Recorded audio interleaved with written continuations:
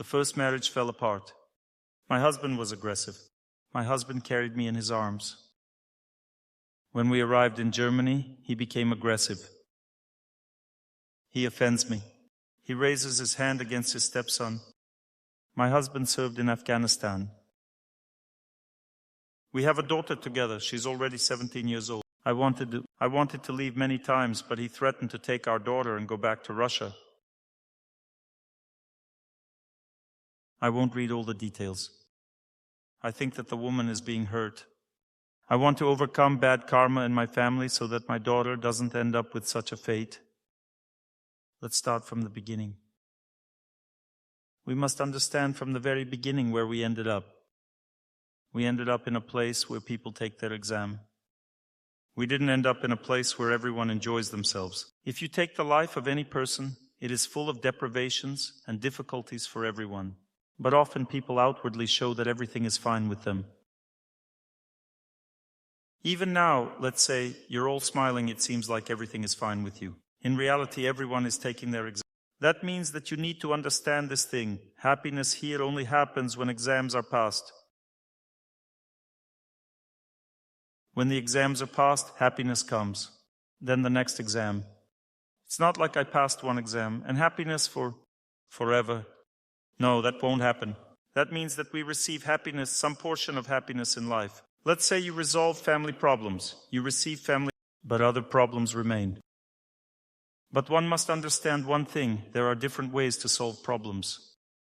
The most primitive way, which never allows them to be solved, is to concentrate on the problem itself. Let's just take a look at the situation with a cockroach running around the kitchen. I'll now explain why I gave such an example. A foot wants to crush the cockroach. The first reaction of the cockroach, it thinks, I have an unfortunate fate. Well, that means that I'm really being hurt. I'm really being hurt, and therefore what am I going to do? Attack the foot, right? What does it do next? That's all it needs, right? It will crush me, right? The second option. Let's say I got scared of fate and ran under the baseboard. I saved my life, right? That means that I didn't oppose fate, but preserved my life. But at the same time, I don't understand what's happening. The third option. I start engaging in the purification of consciousness and understand that the kitchen is not the place where I should be running around, that I should be running around somewhere else, under the baseboard somewhere, and avoid the kitchen because that's not the place where you should be running around, right? And all problems are immediately resolved. Nobody wants to crush me because I'm not visible. I mind my own business and they mind theirs in the kitchen. Right? Look, now let's take the specific situation that we just analyzed from the letter. What does it mean to attack the foot? My husband is bad. From the perspective of ancient Vedic culture, my husband is a representative of my karma. This is the person who embodies my fate. He shows me who I really am. Moreover, he shows it in the best possible way. Because when a person begins to engage in serious spiritual practice, they are shown that they are not so good after all. I've been practicing spiritual life for 20 years, and about 3 months ago, so much dirt was poured on me for some small transgressions of mine. They found some flaws and dragged my name through the mud. Moreover, this was spreading throughout the entire country. Well, that means that throughout the entire world. Many people know me, and they still pour dirt on me simply for some small mistakes that I made. So let's say they found 7 people whom I didn't help with treatment, who started complaining. But we compiled statistics and found 550 people we helped.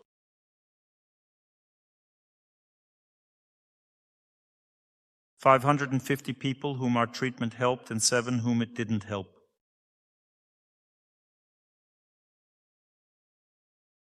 But no one paid attention to those 550.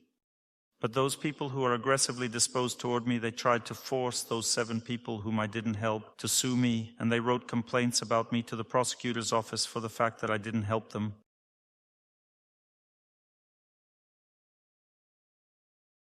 What was my reaction? How was I supposed to behave? My first reaction was that I felt very hurt. But I started, since I've been practicing spiritual life for 20 years already, I started praying immediately. I prayed for a long time, internally, seriously, with concentration. As a result of this prayer, the first thing that happened was that I stopped being angry at these people. But they wanted to help me. They wanted to cleanse my heart. I understood that then, although I didn't understand it before. Then I understood that they wanted to cleanse my heart, to help me. By the way, they helped because we're changing a lot now, trying to improve our work there and so on. So, although of course even then everything wasn't as bad as they wrote it to be, but we are trying to improve our work thanks to the fact that we see there are dissatisfied people.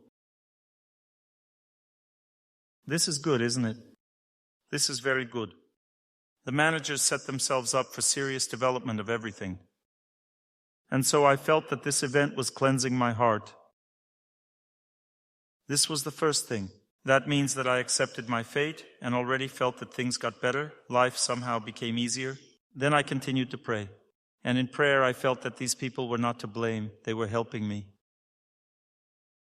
This was the will of God. I felt the will of God. I even felt how the Lord began to smile at me from the altar when I asked, "Did you arrange all this?" And He began to smile. And I felt God smile that He had arranged all of this. This was also a revelation, my second revelation. Then the third revelation was such that when I was already completely calm about everything that would happen and was even ready to answer for everything I was being accused of, from that moment, fate began to act differently. It removed all the problems, they simply ceased to exist. Let's return to the event that this girl wrote about. Look, that means that she says, "My husband is bad, I want to leave him." This is the very first stage. Bad people are criticizing me. Yes, this is the first stage of any event. I'm examining this using examples from my own experience, events from my life, because this is relevant to me, and it means I can discuss it from the heart. From the heart, not just in theory, but from the heart. So the girl says, "My husband is bad." This is the very first stage of one's relationship with fate.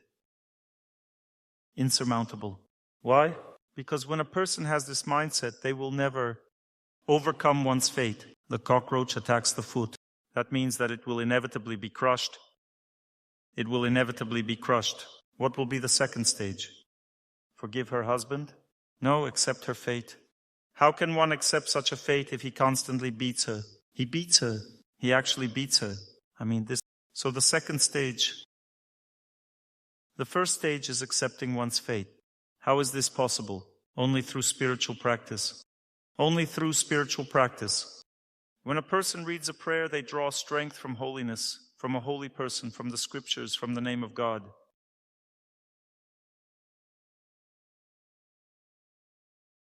One draws strength. And when one receives this strength, grace and calmness come to the heart. Calmness comes to the heart. When a person prays, grace comes to the heart first. And the heart calms down. This is the very first stage of overcoming bad fate. The heart calms down. At the second stage, you will be able to establish a dialogue with your husband. That means that you forgive him. What does it mean that you forgive him? The fact that he's such a scoundrel doesn't bother you anymore. Well, this is just absolutely incredible for a woman. How can anyone treat a woman like that? Absolutely incredible. For her, it's just some kind of horror. And she accepted it. She says, "Yes, I agree." That's it. This is only possible with the help of spiritual. The first thought that arises is, if I agree, that means if I agree, he will treat me even worse. No, that's wrong. This is an incorrect reaction to a situation. When a person agrees in their heart, it doesn't mean they become passive towards the situation. It doesn't mean that they become weak or stupid or some kind of miserable person. No, acceptance does not mean humiliation. We are not talking about humiliation right now. We are not talking about humiliation now. We are talking about acceptance, that a person accepts everything, and you can only accept it with the help of knowledge. You see? That means that you need to know what's happening. So today I had a very good driver. And we were winding through the city, unable to get out of the city. We went around 3 times, made 3 attempts. The driver was very good. I realized that the Lord was laughing at me because I was going to a holy place. This is a very elevated place, and I am not worthy to be here actually to give lectures. When I understood this, felt that it was so, I found it amusing. And we immediately managed to get... Well, you see, it's the Lord acting in the heart. And the driver said that this was the first time in his life that he had ever left the city like that. So what's the point? The point is that you need to understand. But for this, you need a relationship with God. Karma is a mystery. It's a mystery. It's a tricky thing, and it's very difficult to understand. But when you understand it, that there is knowledge, then a person begins to realize. Of course, this woman won't be able to determine that in her past life she was a similar man who behaved the same way. But she can guess about this. Through prayer, she can realize that she probably behaved the same way, or simply was the same as him in a feminine way. When a woman realizes this, from that moment joy comes to her heart. She understands why all this is happening. And we live only for knowledge. When a person gains knowledge, it immediately becomes easier. These external sufferings no longer seem so terrible. Relief comes. But what I'm telling you, not many people have experienced. Therefore, it's hard to believe what I'm saying. It's hard to believe. It seems like I'm making it up. But I recently went through similar events. I already told you about this. Similar events, a difficult karma to overcome, and I burned it completely with the help of prayer. This situation doesn't bother me anymore now. When the prosecutor's office figured everything out, they said, let us prosecute those people. They are actually wrong in their treatment of you. We say, okay, no need to prosecute them. So what's the point? The point is that karma can act in different ways. It can even reward a person. It doesn't necessarily have to destroy people. It will reward them if they act correctly. And this husband who behaves badly can become a beloved person. This is my personal life experience. I won't go into details because people love to gossip. But I have such experience that I had a difficult situation in my personal life. It completely changed to the opposite thanks to understanding how karma works. I can somehow try to sense a person through their handwriting. I see that this man is very kind by nature, actually. He is a kind person. But he somehow gets irritated by his wife's behavior. That means that there are some mistakes in her behavior and therefore he gets angry. But the woman doesn't realize these mistakes. Why? Because she has to overcome bad karma. She herself doesn't know what she's doing wrong. It seems to her that she is doing something right. For example, women sometimes simply need to guide their husbands kindly to tell them the truth. Then the man calms down, he stops acting aggressively. Sometimes women behave in a weak-willed, spineless manner and let their husband run wild. And sometimes they behave very harshly with the man and provoke aggression and anger in him. Both of these are signs of bad karma that hasn't been over. When a person prays, they begin to behave correctly with their close ones. Correctly means with love. True love comes from the heart. Then the reaction, the response of the close person also becomes good, correct. But to do this, you must first start praying. These things cannot be achieved through logic. There are several ways to solve problems in general. Usually people ask, what should I do? For them, the question is posed this way. Dr. Torsunov, should I actually leave him or not? That's how the question is asked. Should I leave or not? Look, for example, a person meets an examination commission and faces a very difficult exam.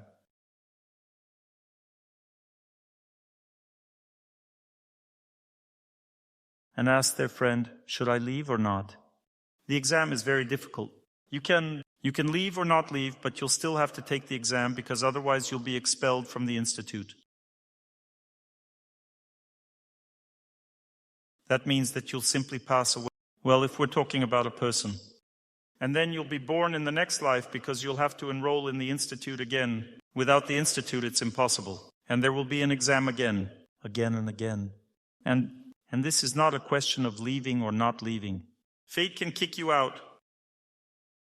If you answer poorly, they'll tell you, get out of here, you failed. But you didn't leave on your own, you were kicked out. A person should not leave. The family may separate, fall apart on its own rather. Well, you got a failing grade, but that doesn't mean everything is bad. Then the next attempt follows. But if you leave on your own, saying, I'm sorry, I won't take the exam and walk away, then the attitude toward you, the examination committee will think, this person is behaving very badly, we will punish them. You got a failing grade, nothing terrible, it's normal. But if you left on your own, looked at the examination task and said, no, I won't take this exam, then sorry, we'll have to sort things out with you. And now a woman is asking me, Dr. Torsunov, should I leave my family or not? Of course, don't leave. You have to take the exams. If you got married, take your exams. That's it. But how can one stay in such a situation? They beat you there and all that. I'll explain it to you now. Let's take the situation not as it is, but rather remove it and put it in a different light. So the woman is already engaged in spiritual practice. She has an altar at home. Spiritual music is constantly playing. Do you think the husband will beat her in front of the altar? He might, but it will be harder for him already. It will be harder for him when spiritual life is happening in the home. When the woman is constantly praying, it's already difficult to beat her because she's different. She has become different. It's difficult to understand this. I can give you an example. Do you think it's easy to fight in a temple in front of the altar? No, in the same way, it's not easy to fight in a house in front of an altar either. The house becomes a temple, the temple of the Lord, you see? Therefore, when a person engages in spiritual practice, the situation changes, it becomes different. But not right away. This takes some time. At first, a person simply engages in spiritual practice externally and artificially, then begins to practice seriously. You will immediately ask, Dr. Torsunov, what kind of spiritual? Like you do here? No, not necessarily. Each person has their own spiritual practice. Everyone must find their own faith. This is the essence of my understanding. All right, so we've addressed one question. I don't think we'll get through all of them. Let's continue now. We gain experience in this life, but when we die, we pass away, the body dies, we need to write it correctly, then we don't remember ourselves. Does this mean we will need to go through similar experience again?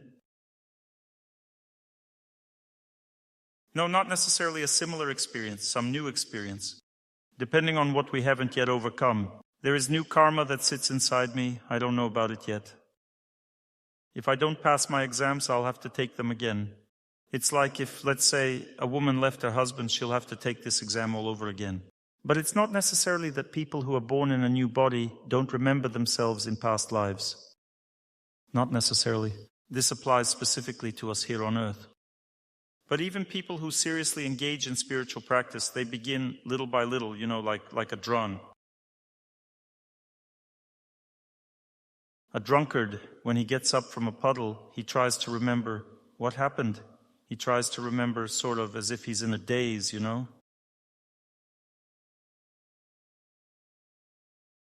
We live just like these drunkards, exactly the same way. We live in complete oblivion. We don't know who we are, why we are here. We know nothing about ourselves. It seems to us that I am a woman, I live there in Germany, and the goal of my life is to build a house and get a good job. This is complete nonsense. Complete nonsense because the purpose of life is entirely different. The purpose of life is to understand that I am a soul, that I don't live in Germany at all, but in the material world, that I can end up in a female body or a male body, and even sometimes. So, that means that there are all kinds of variations of my fate, but I don't know about them. I am strongly attached to the situation I am currently in, and therefore I don't remember myself in the past, nor do I know what will happen to me in the future. For example, most people don't think at all about what will happen in their next life.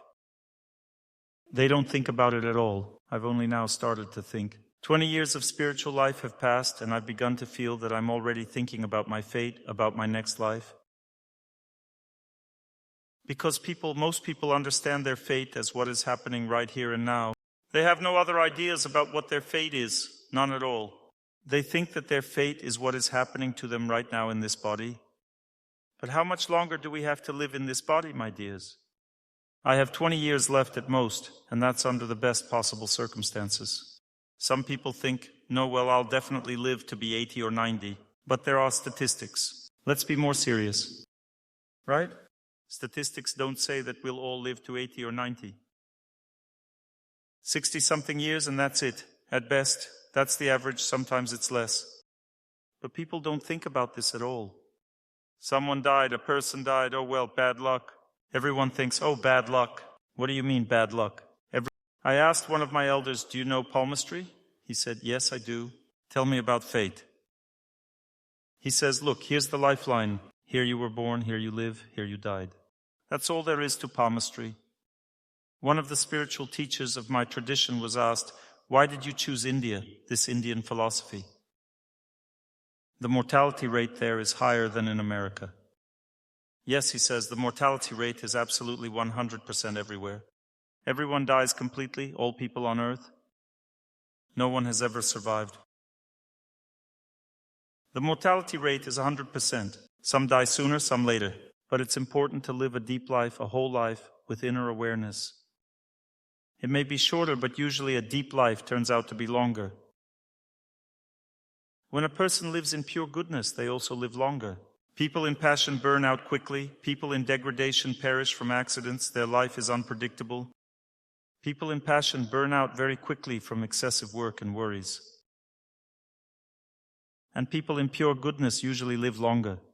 But they no longer think about how long they will live. They think about the quality of life. Quality of life does not mean, I defended my PhD dissertation in the field of public health science. It was based on my lectures. I defended the position that my lectures improve the... A person doesn't drink, doesn't smoke, families are preserved, things get better at work and so on. This is quality of life, right? But the Vedas consider that this is not the most important thing. Quality of life means depth of life. That means that how much you are kon, you understand that you are a soul, how much you understand that God exists, how much you understand, feel, and remember your past life, how much you understand who you will be in the future, what will happen to you. Most people are cut off from this. Therefore, the Vedas say that we live as if in a dream. What does it mean like in a dream? We live focused on these momentary things that are happening to us right now. We don't feel eternity in our hearts and the importance of the quality of life, some kind of depth. Therefore, one must strive for spiritual life, engage in spiritual practice, and the quality of life will improve. You will begin to understand and feel your past lives. You will understand that in the next life it is possible to remember your past lives.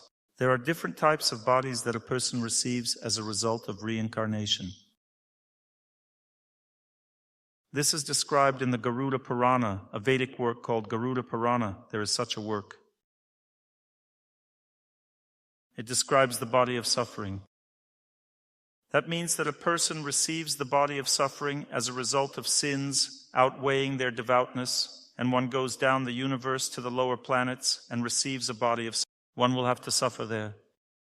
After suffering, one rises again to the middle planets. And if people have more devoutness, if they lived in pure goodness, then they receive bodies in which they already experience happiness, the bodies of higher beings. They go to higher planets where life is different.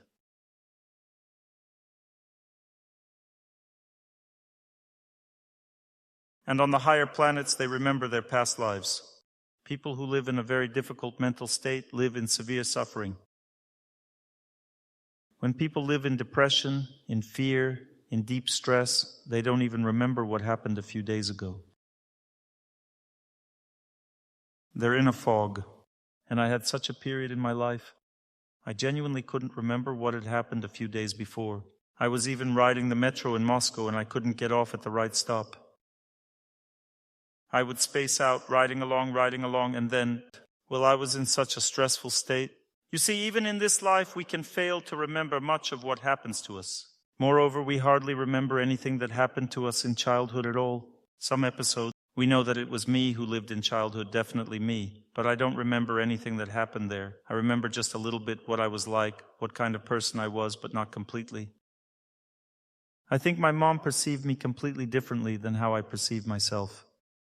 She says that I cried constantly, but I don't remember crying constantly. I remember that I kind of needed my mother to feel sorry for me, to care for me. And I remember how I demanded that she put her hand under my head when I slept. If she took her hand away, I would wake up and cry. When she put her hand back, I would fall asleep again. That's how I slept all the time, with a hand under my head. That's how it is. I remember that. I don't remember anything else. This means that even in this life, we don't remember anything.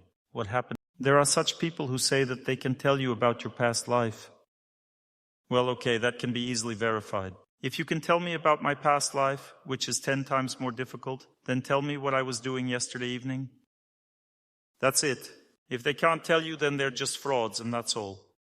So the answer to this question is, it's not all that bad that we don't remember anything. Why? We can remember. We can remember, but for that we need to obtain a more elevated body, a more elevated birth. On the higher planets, everyone remembers what happened in there. When a person enters the spiritual world, they remember in detail everything that happened to them in the material world. A person remembers everything in detail, down to the smallest particulars, and no longer not to Holland, not to Belgium, to make amends. Only those who know what happened can make amends. But we mostly don't know what's happening. Therefore we are offended, because it hurts so much, and therefore we cannot make amends. How can I make amends for being tormented? Someone is tormenting me and I should make amends for them? You see, in order to make amends, you must first accept your fate. You need to pray so that happiness appears in your heart. When happiness appears in the heart, a person has already accepted their fate. And the person begins to realize that they are guilty of something, which is why fate is torment. In fact, most people don't even know that fate exists. Therefore, they simply struggle with what is happening in the situation. Most people live in such degradation that they simply react to situations as they arise. Someone hurts me, and I resist it. That's it.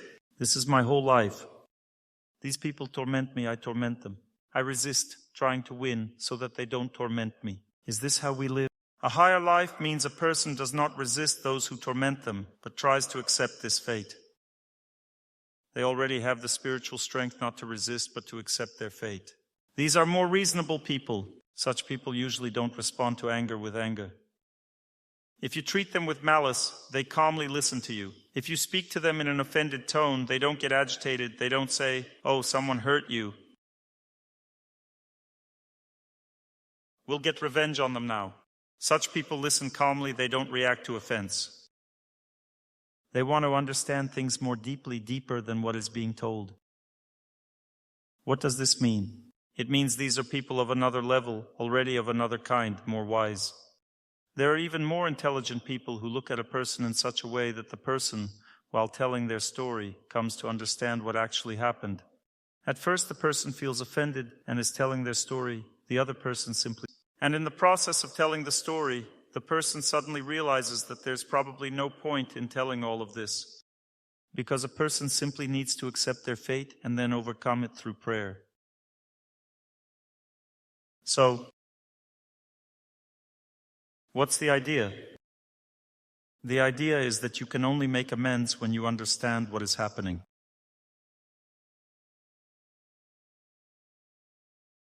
If you don't understand what's happening, how can you make amends? You need to calm the pain first. Because most of the time people don't understand at all that even a person who kills doesn't consider themselves. People often throw mud at others, simply believing that those people are guilty before them, and therefore they must be punished in this way. Therefore, the first thing you need to do is calm down, and then if you need to punish someone, go ahead and punish them. But first, calm down. When we are not calm, we want to do more and more foolish things. And this will continue endlessly, you see. I'll tell you a joke. Watson says, "Sherlock Holmes, I don't understand something. There are Holmes says, "It's the hound of the Baskervilles." The next day, it's not howling anymore, but someone is mooing terribly. So it's the Baskervilles cow. Watson, it's the cow of the Baskervilles. And the next day, an ominous silence. There's some kind of ominous silence. What is this nonsense, Sherlock Holmes? And this is already the Baskervilles fish. Every time something gets in the way, first the fish of the Baskervilles, then the cow, then the dog. Now we'll organize everything properly because it's really bothering me. It's difficult. It's actually really good now. No, it's good now. I don't even feel like giving the lecture. I want to sleep. When a person feels good, they just want to sleep. One doesn't need to do anything anymore. So making amends is possible when you have understood the situation. Now we're already talking about making amends. I've already realized everything, understood that there is some... Now, what does making amends mean? Is it to apologize, and apologize until you get tired of it, or what? What is that? I already understand that I am at fault. What should I do next? I'll explain now what needs to be done next. Look, you need to pray to God again. Don't focus on the event. We make amends before a person, right? We shouldn't focus on them. We won't understand them yet anyway. Because only God, only a saint gives knowledge to a person. Why do we need to make amends? So that our heart becomes light, pure, and bright. So that we gain knowledge about what happened and never act that way again. Right? How is this situation resolved? We've already accepted the situation, right? And we begin to pray to a holy person. And during this prayer, since I have a question in my heart about this event, during the prayer I increasingly realize how I should correctly conduct myself in this situation. And I have less and less desire to conduct myself incorrectly. And more I feel that I did something bad to that person. And I want to do good for them in my heart. I am now praying for them. You see, the very idea of repentance is foolish. It comes from the idea that God needs us to torment ourselves. God wants us to learn to love, not to torment ourselves. So let's say, how do we perceive God? I did something stupid, right? The Lord is standing in front of me and I'm banging my head on the floor again and again and looking up at Him. He says, oh, well done. Come on, do it again. Bang, bang, bang. Do it again. As soon as I start making faces, you immediately take photos. And then you feature them in the top spot on YouTube. When I'm making faces, don't photograph me. I don't like it because then you post it on YouTube and people think, look, Dr. Torsunov is so foolish. And I do this so that you can be happy. That's all. You can't photograph me when I'm making faces. That's already considered disrespectful because I'm your elder. Because you should photograph an elder when one looks handsome and is smiling. Because when people look online, oh, Dr. Torsunov is so good, we should listen to his lectures. Now imagine you post it. People will think, should I listen to this? You have a certain feeling toward me. I understand that you like it, sort of such a close feeling. Mothers photograph their children when they make funny faces. They like it. My mother photographed me once. She was also laughing at me and photographed me with love. On that photo, I'm standing there with a sausage without pants and wearing a cap. I'm standing there without pants, in a little shirt, and in a cap, and with a stick of sausage like this. Since I don't understand what's happening, I'm happy. Well, you see, but she didn't post that photo on YouTube. She would have posted it if YouTube had existed at that time. Well, I don't know, but she did, because people can perceive it differently. There are people who are envious, they perceive things differently.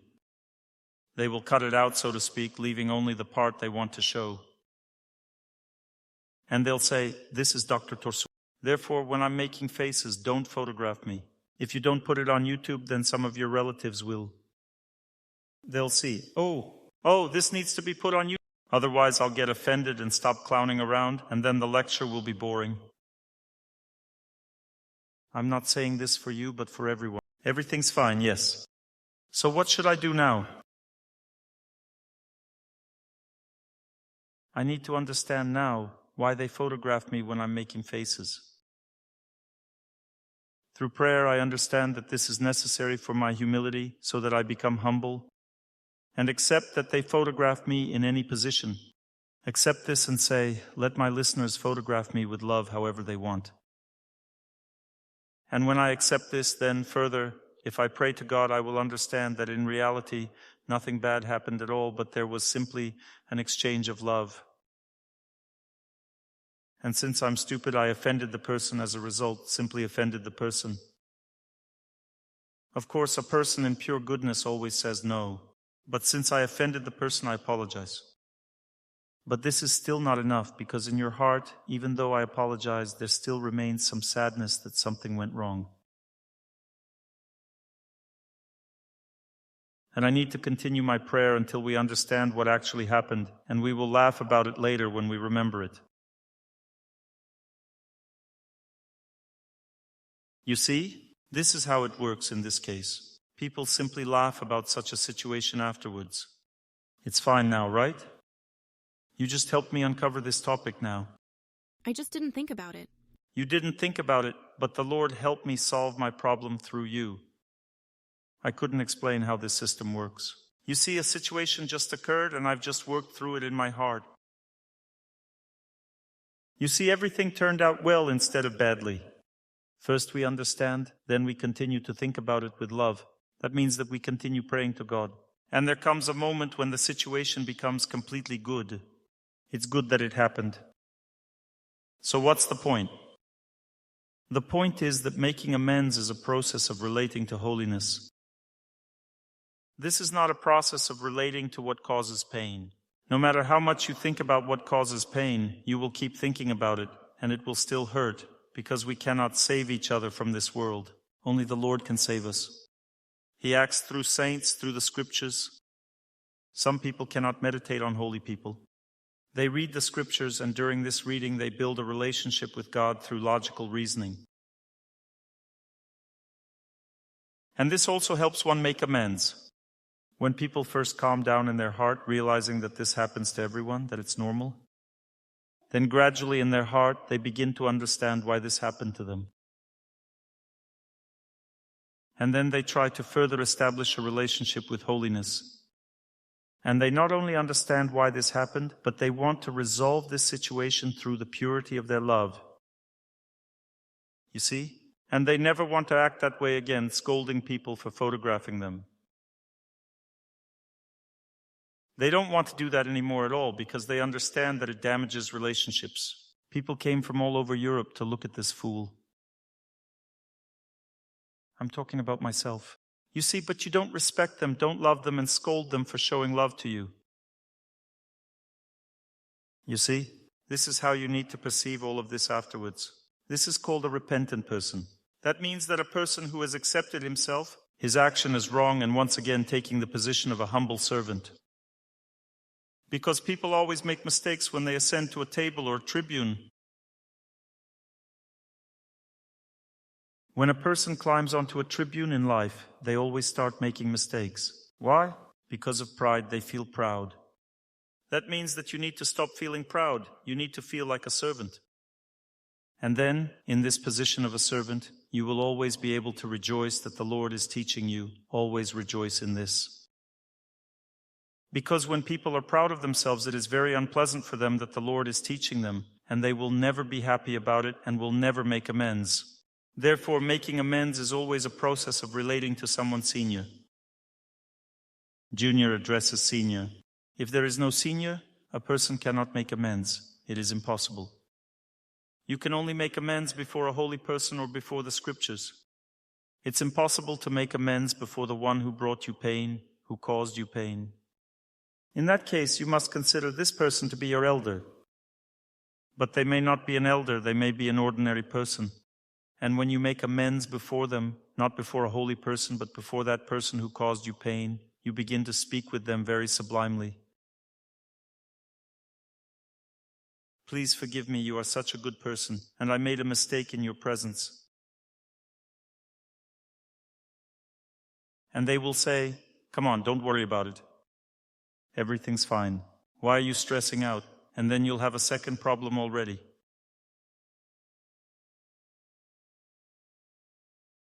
The problem will be that you treat that person in such a sublime way, but they don't understand it. Nobody understands this. Except for holy people, no one understands what sublime things are. So why burden your close ones with these questions? You can only discuss sublime things with those who strive for the sublime. And you'll say, but my close relatives don't strive for the sublime. This means that this is your stage of development, because a person can only go to God with all their baggage. First, the person emerges from the swamp with only their head, but what about all the rest of their body? What constitutes their body? These are relatives, friends, and so on. It's sitting in the swamp, and the head thinks, I need to somehow, so it wouldn't interfere. And this attitude toward one's fate is compared to how one Christian incorrectly treated a chicken.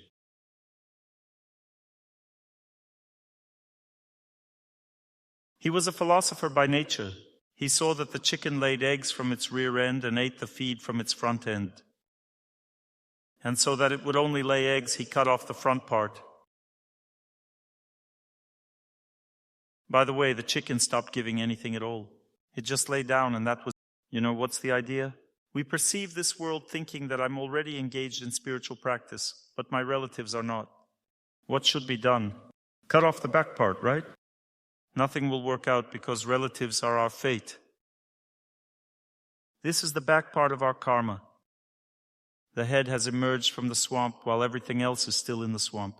You need to pull out everything else. Through prayer, a person emerges more and more. Gradually, everything changes. Someone from your relatives will always drag you down because a person always walks on the earth. The lower part will always be bad, the upper part, good. The world is always arranged in such a way that there is an upper part in karma and if you cut off the legs, a person becomes disabled. The lower part is the embodiment of the burden of fate. Some relatives will inevitably drag you down. This is normal. Some pull you up, some pull you down. And those who pull upward are more likable. Everyone likes it when the hen lays eggs. But it's hard to accept that she also eats at the same time.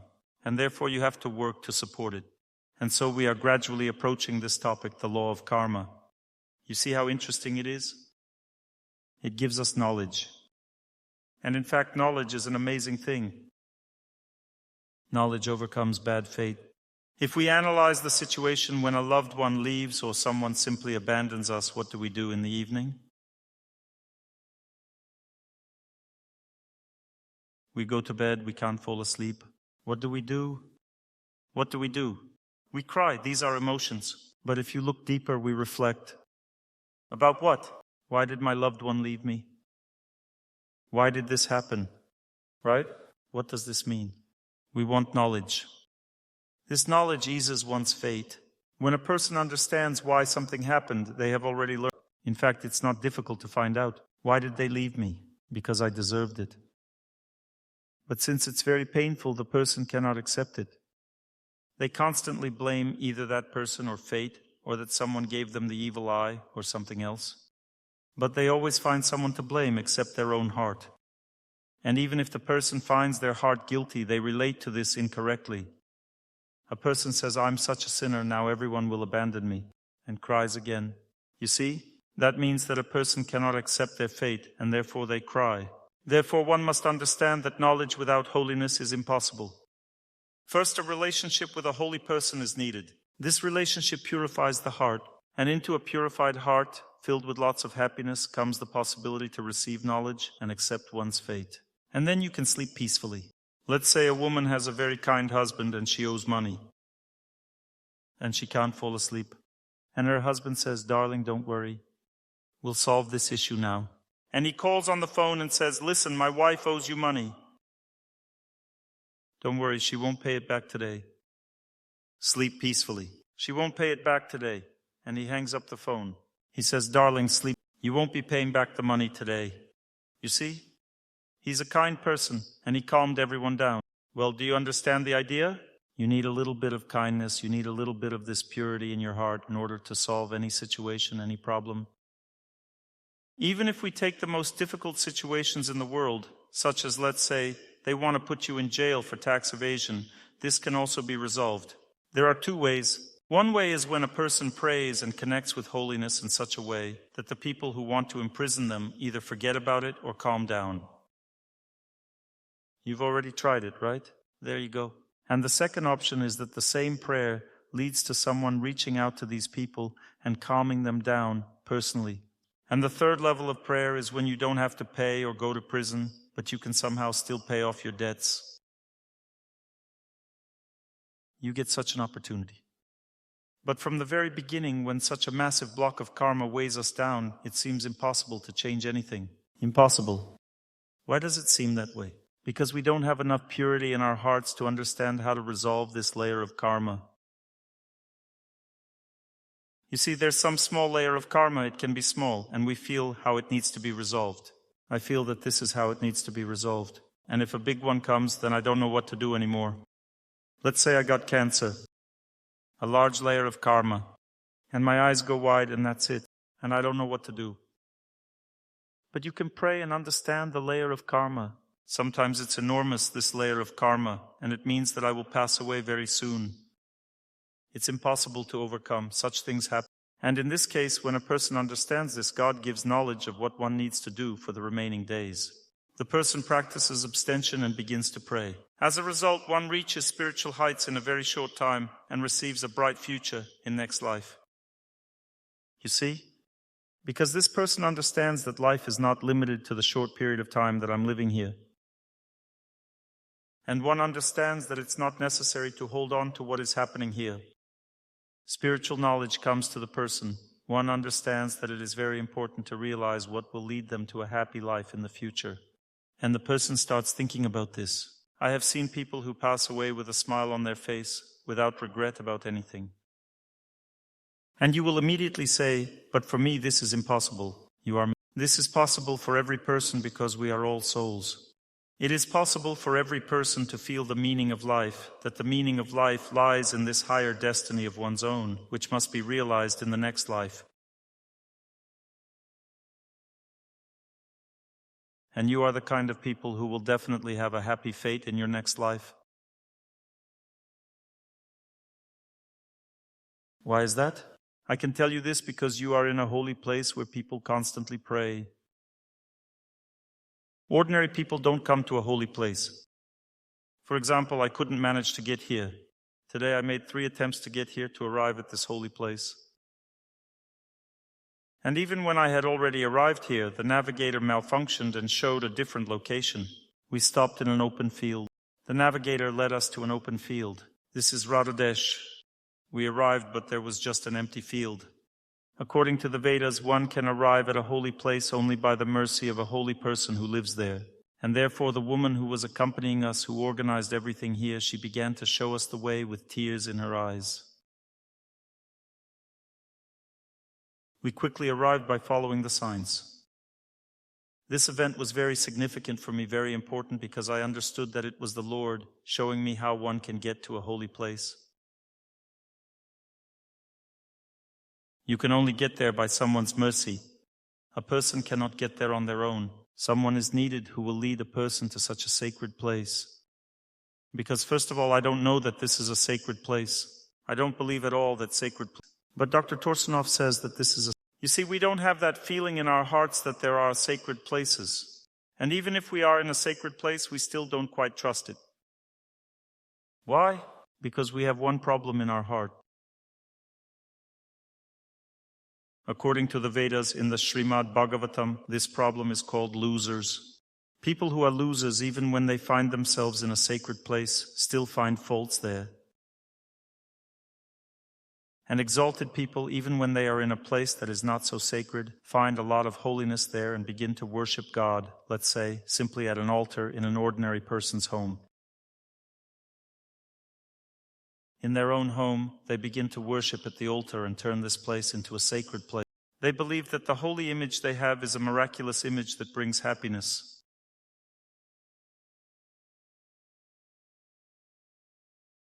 I know one woman who gave me a simple image that she bought in a store.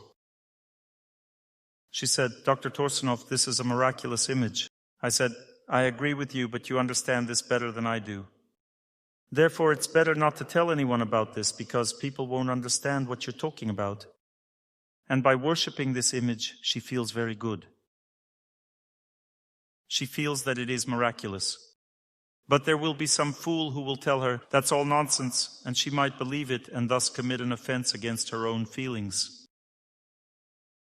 But if you tell me that this is not a holy place, you still won't be able to convince me of that. Because I'm a wise old bird. So we are in a very good place. At a good time. You see the sun is shining? There is a favorable sign on the right side. It's standing in the right direction toward us. I'm being serious. When a cow is standing with the back part of its body on the right side, And if she now poops or pees, that is very auspicious for performing some important action.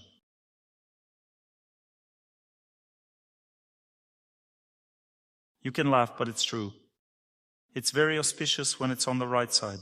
I'm talking about myself right now. Since I'm talking about myself, it means it's also auspicious for you, because I saw it on the right, not you. You didn't see the cow, you were looking at me, but I see the cow. So we are in the temple.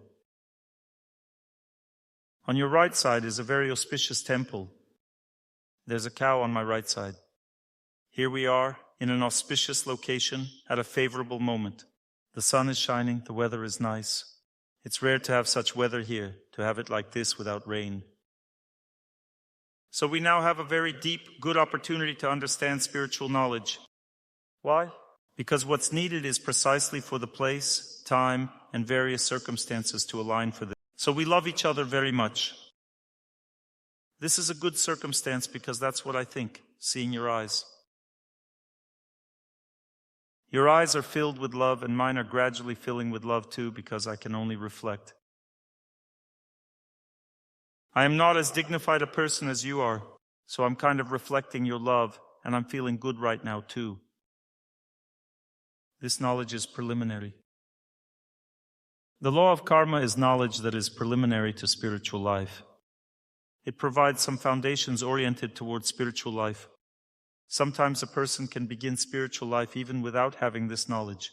For example, many people who stayed here to live near this holy place did not study the law of karma.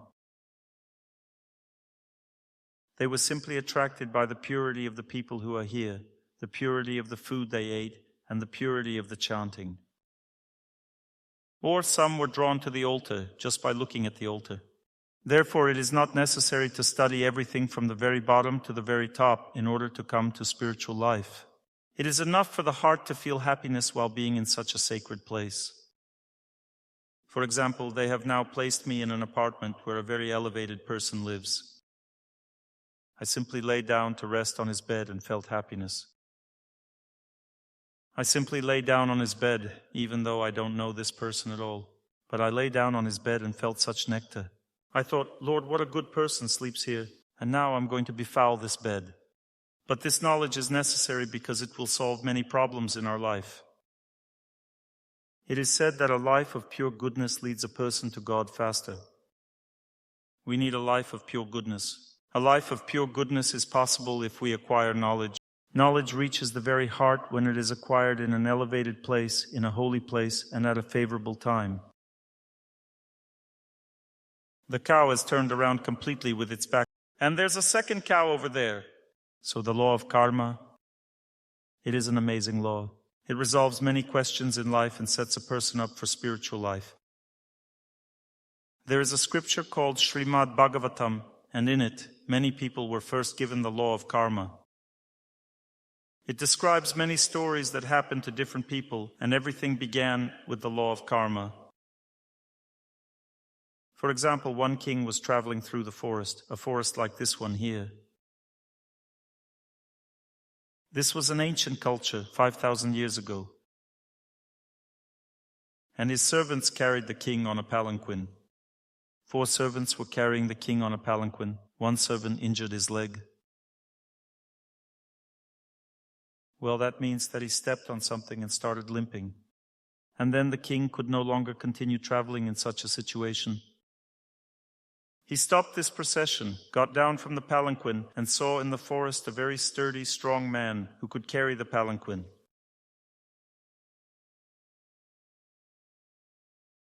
And he was simply walking through the forest, and the king said to him, "Come here." In the past, kings could execute people on the spot. They had the right to do so if they deemed it necessary. Therefore, everyone feared the kings, not like in our case. So he ran up to the king, approached the king, and the king said, "You will carry the palanquin instead of this man." But this person who was walking through the forest was not an ordinary person. And this king was not an ordinary person. According to his fate, he was destined to meet this person who would give him spiritual knowledge. If we talk about that person who approached the king, I can tell you his story. It is also described in the Srimad Bhagavatam. It is described 2 lifetimes ago. In his first life, this person who approached the palanquin was the greatest king of his time. This king who was being carried on the palanquin was not even fit to be his servant, because that king, who was called Maharaj Bharata, ruled the entire world, the whole earth. And at a young age, 24 years old, he renounced the world. He left his entire kingdom to his children and went to the forest to perform austerities. And he attained perfection. By mature age, he had reached perfection, but when he was already in a state of the deepest love for God, he once saw a tiger chasing a doe, a pregnant doe.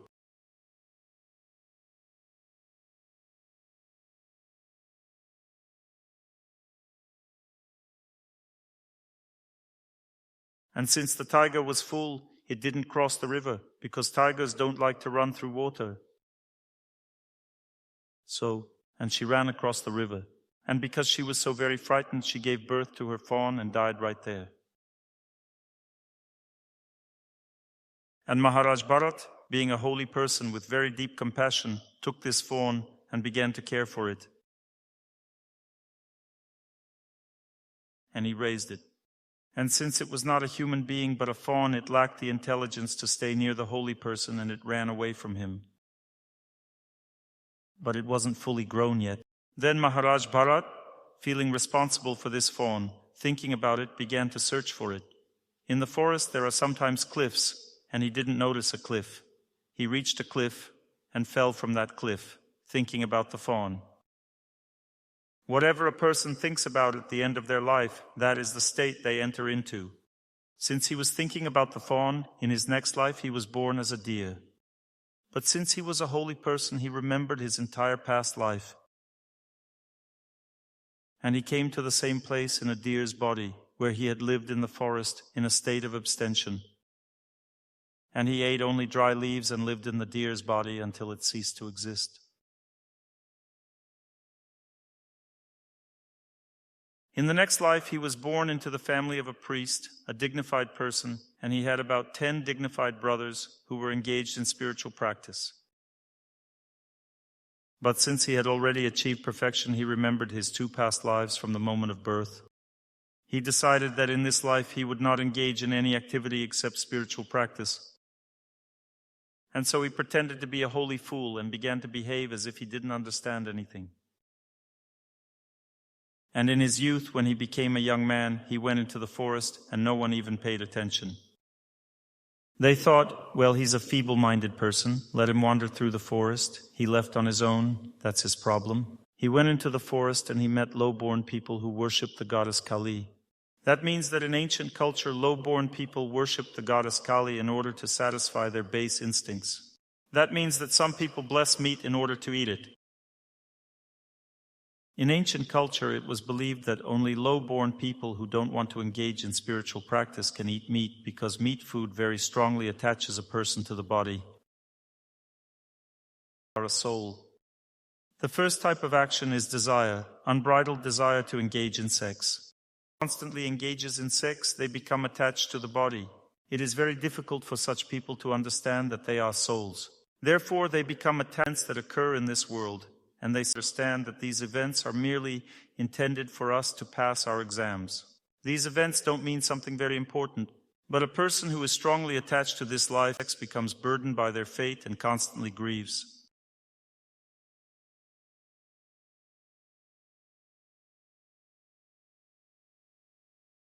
The second action that very strongly attaches a person to their body and to bodily pleasures and sorrows, meaning a person becomes very tense in life and reacts very strongly to what is happening.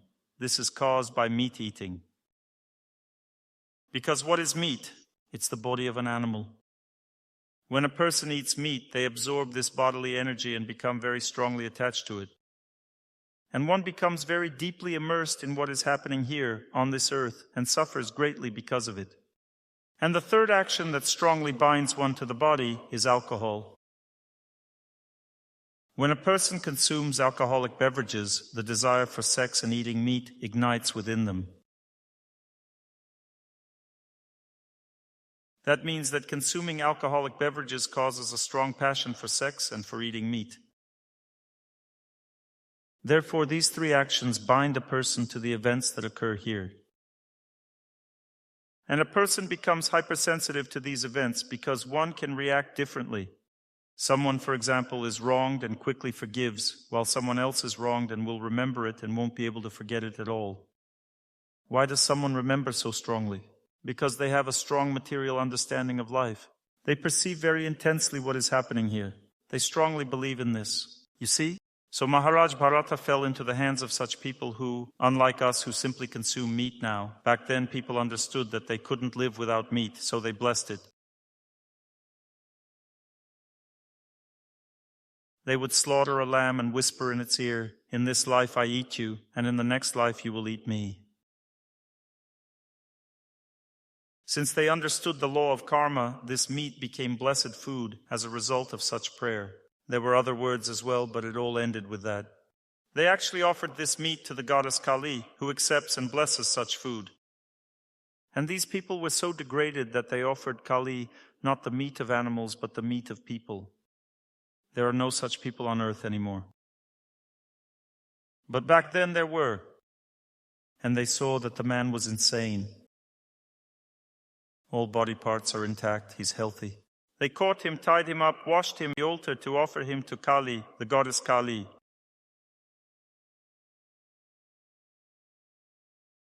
Since this person was a first-class holy man, a saint of the highest level, the earth was Varsha in his honor. Varsha means earth. Bharata is a person. This is a person. That means that the earth was named in his honor. That means that this is the highest level of holy person who is rarely born on this planet. And since he was such a high-level holy person, the goddess Kali appeared before these sinful people at the moment when they wanted to cut off his head, and she immediately dealt with them. When she cut off their heads, they all went to the higher planets. That means that on the one hand, she punished them, and on the other hand, she blessed them. As a result, Maharaj Bharata was left alone there. She came and left in her subtle body. Everyone lay dead, and he went on his way. When they wanted to cut off his head, he simply thought about God, because this person was of such a high level that he didn't care how the Lord decided where he would be and how. And the Lord decided that he was still needed on this earth, that he didn't have to pass away now. And literally a few days later, it so happened that he met this king. And he accepted his fate. He took the palanquin and began to carry it. But since he was an exalted holy person, he did not step on. Therefore, he was jumping. So it turned out that there was no difference between the one who was limping and the one who was jumping. And then the king stopped the palanquin, and he was furious. He said, "What do you think you're doing? Who do you think you are anyway? You are just a simple vagrant, and you cannot serve your king. You are simply insulting me right now. I will have to deal with you harshly." And the king saw before him large, bright, powerful eyes. He was very surprised by such a gaze, the noble, strong gaze of a wanderer. And this wanderer said to him, he began to speak about the law of karma. He said, "You think that you are a king and I am a vagabond? But you don't know who I was in my past life and who you were in your past life. If we compare ourselves, it turns out to be the opposite. In reality, I am a soul and you are a soul, and I don't care whether you kill this body now or not, because I constantly remember myself. And I don't care what happens to this body.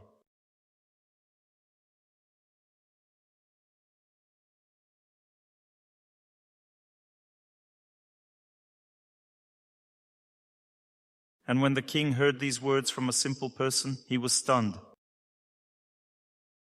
When a person hears spiritual knowledge, hears about a realized life, they become transfixed, their eyes widen, and they feel that they have entered a state of wonder. The king saw a miracle. That means that he saw a miracle before him. That means that he saw the radiance of this person, saw his knowledge, that this person was glowing with knowledge. And he fell to his knees before him, just like that, as if his legs... And then Maharaj Bharata told him spiritual knowledge about what a person lives for on earth, that he does not live to rule a kingdom. He is a soul. He must establish his relationship with God. He must love God. This is the purpose of his life. But since this king was a very intelligent person, he accepted the spiritual knowledge completely. When a person fully accepts spiritual knowledge, they are freed from all karma at once. The king, within 10 minutes of conversation with this exalted holy person, was freed from all karma and immediately renounced the world. He ended his reign and began to constantly engage in spiritual practice. And in this life, Maharaj Bharata was liberated and went to the spiritual world. And this king also went to the spiritual world. But don't think that the same thing will happen to you after this seminar. Don't worry. If a person wants to remain in this world, the Lord will not take them away. Right? The Lord gives a person exactly as much as they need to develop as an individual in a state of deep happiness and practice spiritual life. Therefore, despite such a harsh introduction, you have nothing to worry about. This seminar on the law of karma will not lead you to a state of despair about life. You will not abandon your relatives as a result of this lecture. As they say about me on the internet, that I tell stories in such a way that people abandon their relatives and go off to monasteries. You can be sure that this won't happen to you because I myself am not that kind of person. I'm a married man. If I possessed such power, I probably would have left myself and lived in a monastery. But unfortunately, I have not reached such perfection to deeply understand my spiritual nature. A person should not be a hypocrite. They should live their own life, the life they are living. And in this life, one can satisfy God. If the time has come for a person to go to a monastery, God will arrange everything so that everyone will be happy about it. Again, there's nothing to worry about. Therefore, we are studying this law of karma. No, not from Maharaj Bharata, but from the sinner Torsunov. But since we are in a holy place, I ask for your blessing so that I can give you this knowledge in a way that will help you. Do you bless me or not? Thank you. I also ask for blessings from this holy place and from those elevated people whom I bow before, who live here, and from the spiritual teacher who is worshipped here, Srila Prabhupada.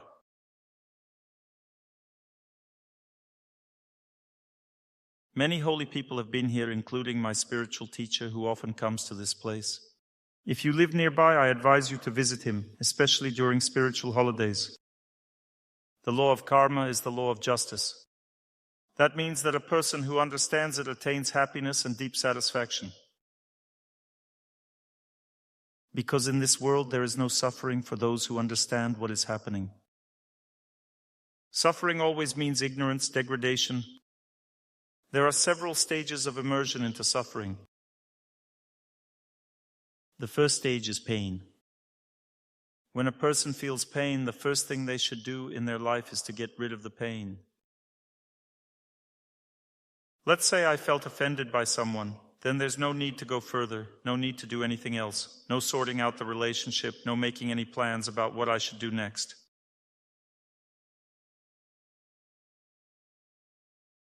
You need to get rid of the pain.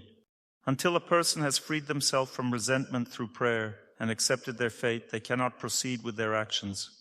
But if a person begins to take action with pain in their heart, then the next stage comes, during which they become immersed in an incorrect understanding of things.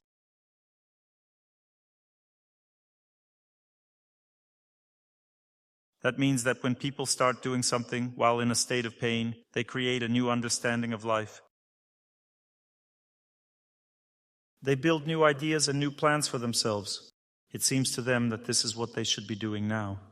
They think, now I must drop everything and take revenge on this person. I must deal with them right now. I need to tell them how bad they're right now instead of doing something else. And the third stage is devastation. First pain, then immersion in the situation, then ruin and sin. When a person enters a sinful platform, they simply become unhappy, and that's it. And fate no longer asks them. Before that, fate was telling through conscience how to live right. But when a person commits a bad deed, insulting close ones, quarreling with them, then fate no longer tells anything in this situation. It simply torments a person, and that's all. And this is the next stage in the development of fate in this direction. Therefore, the best solution is to stop the pain. That means that a person should not immerse themselves in their suffering, their sorrows, or in thoughts about this time. For example, if there is a difficult situation in life, you shouldn't dwell on it, you need to calm your mind. If a person has not calmed down, they cannot understand the situation. There are also several stages of understanding a situation. The first stage is calmness in the heart. The second stage is understanding that I need this. The third stage is understanding why I need this. The fourth stage is the feeling that everything is gradually being overcome, it's already becoming easier. And the fifth stage, you are already influencing the situation. A person can already actually change it. And the sixth stage, the person is already changing the... And the seventh stage, the person draws conclusions from what happened so that it never happens again. And so on. You see? So I'm explaining to you what result the law of karma leads to. A person becomes established in knowledge on the platform of pure goodness. What is the platform of pure goodness? This is a platform on which a person feels strong in life. A person feels that no matter what fate does, they know the way out, they know how to live, what to do to restore everything and reach a favorable situation in their fate. A favorable situation means a happy situation. We all live for happiness, right? We want to be happy, and that's good. But you need to understand that this is simply a result. Being happy means a result. You can speak up directly if anyone needs to say something. Those who are administering can say something directly during the lecture. Stop it and say, "Excuse me, I need to make an urgent announcement." Can I film the lecture? Yes. I don't sell my lectures and don't consider them my intellectual property, because everything I say belongs to my spiritual teacher and the Lord of my heart.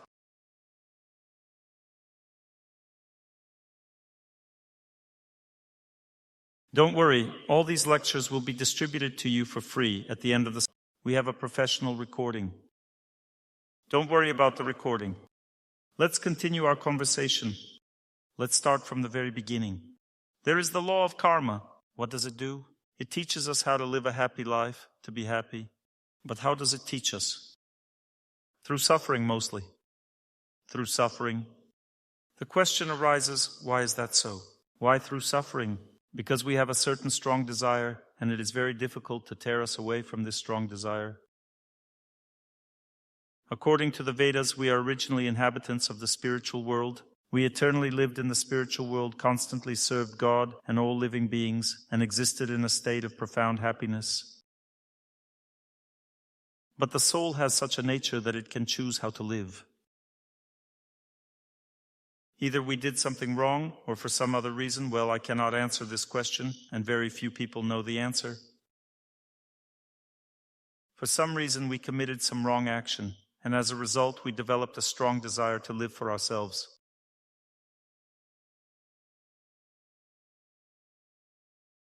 Not for God, but for ourselves. But in the spiritual world, it is impossible to live. There is only true ego there. There is no false ego. We have two types. In one old film, the character fell into a state of deep repentance.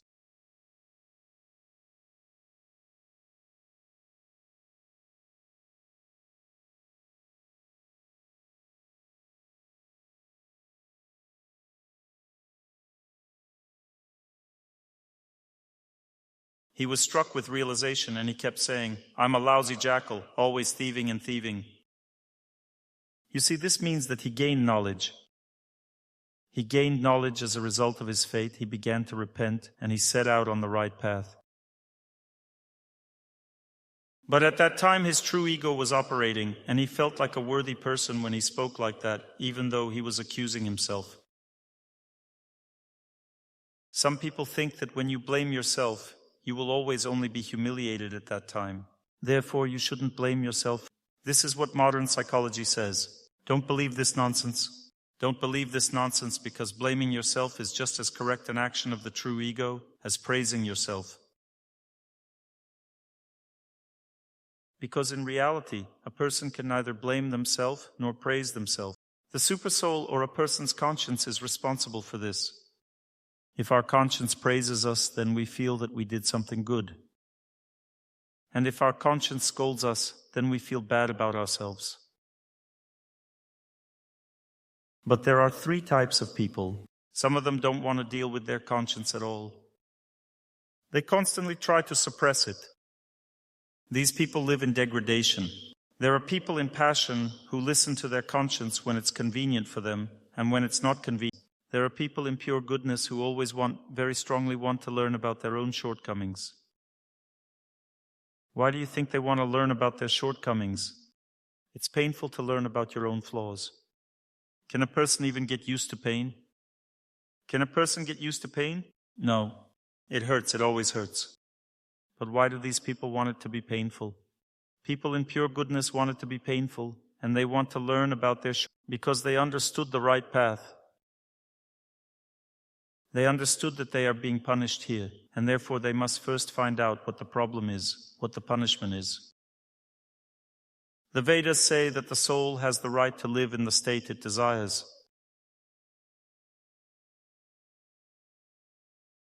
For example, the soul desires to live here in the material world unpunished. It doesn't want to be punished. And as a result, the Lord gives such souls forgetfulness, and they sincerely believe that they are good, not bad. And I'll tell you a secret. Everyone who ends up in the material world has this state. Because the soul that has entered the material world is governed here, not by the true ego, but by the false ego. We are born in degradation. We are born in this state in which the false ego is the foundation of our life. And the true ego can come to the surface only if we practice asceticism. There are 3 types of actions, 4 actually, that bring the true ego to the surface. The first is austerity. The simplest thing, do austerity practices mechanically. Get up early in the morning, go to bed early, follow a daily routine. Such practice is in pure goodness. The second action that brings the true ego to the surface is charity. More difficult, but also acceptable for many people. Many people want to give away something necessary and valuable from themselves. Because giving away what you don't need is not charity. But to give away something necessary and valuable to other people, this is a sacrifice that leads to a person feeling happiness from their action and regaining the sense of their true ego. The third action is sacrifice, which very few people can perform because it requires already possessing knowledge. For example, chanting the names of God is a sacrifice. And sacrifice is a process that has a scientific basis. That means that a person knows for certain that repeating the names of God is not similar to giving food or money to someone. When we chant the names of God, we receive a purification result hundreds of thousands of times greater than if we simply do some good deed.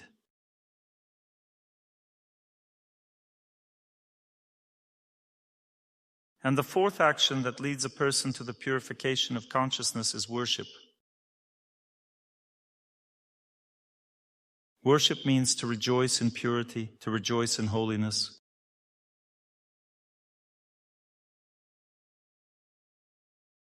What is worship?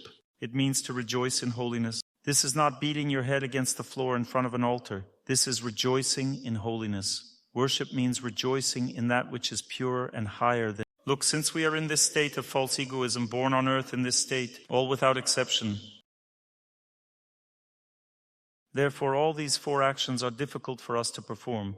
The Vedas say that when performing all these 4 actions, a person first experiences a bitter taste and then a sweet one, and not the other way around. Look, it's always difficult for a person to get up early in the morning at first. Bitter taste, then sweet once you've already gotten up. Pouring cool water over yourself is difficult at first, then comes the sweet taste. Don't overeat late in the evening. Limit yourself in food in the evening. Eat, but just a little. This practice first has a bitter taste, then a sweet one. You see, I'm talking about austerity practice, right? When you give something valuable to another person, it first has a bitter taste, then a sweet one. It means unconscious donation. It doesn't lead to a good result. If you gave something away and can't free yourself from the bitter taste, then no, the sacrifice didn't happen. That means that only an ascetic person can make sacrifices. An ordinary person cannot make sacrifices because for this, a person needs to have a heart that is already strong. An ascetic heart, a strong heart that is. Ascetic doesn't mean dry, it means a strong, kind heart, ascetic. All kind people are ascetic people. All evil people are simply idlers. Why do people become evil? Because they don't want to fulfill the will of fate. Why do people become bandits, evil, cursed? Simply because they don't want to live according to the laws that exist in this world. They don't want to practice asceticism. And this is precisely the foundation of a happy life in the material world. Austerity practice, ascetic life, because the soul, being in a state of false egoism, is always oriented in the direction that leads a person to suffering. Always. In a state of false egoism, the soul is oriented only towards suffering. The soul always wants to sleep more, eat more, have more happiness, do nothing more, and have more money.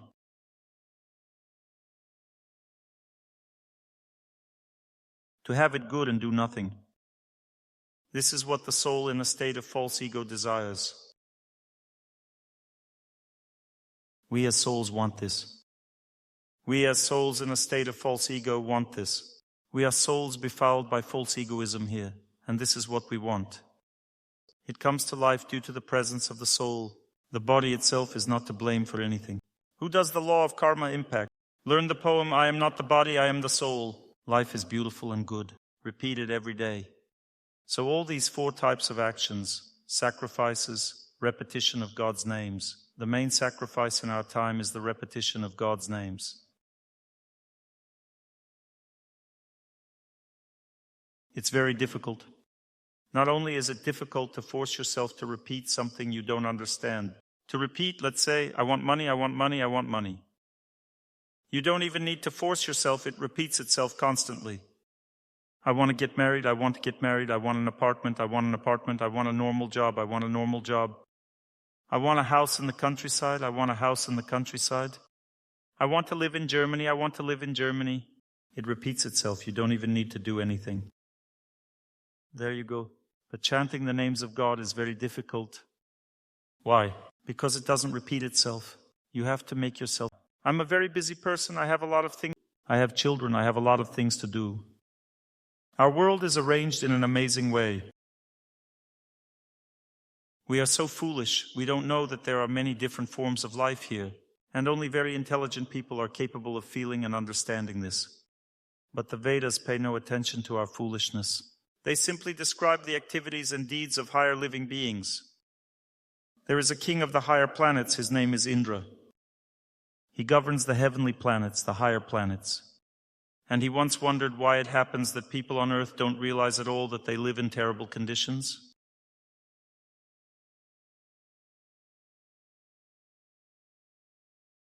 They have a terrible life, and they cling to it desperately. And then the Lord arranged such a situation in Indra's life, in his heart, that he committed an offense against a holy person and ended up in the body of a pig. On earth, not just in the body of a human, but he ended up in the body of a pig on earth. And he forgot that he was the king of the higher planets. And he got himself a sow for a wife. This is described in the Vedas. And he had little ones. And then when this karma in Indra's pig body had ended, a saint, a great radiant saint, his servant, came to him and said, "Listen, do you understand that you are actually the king of the higher planets?" And he immediately restored his memory of this.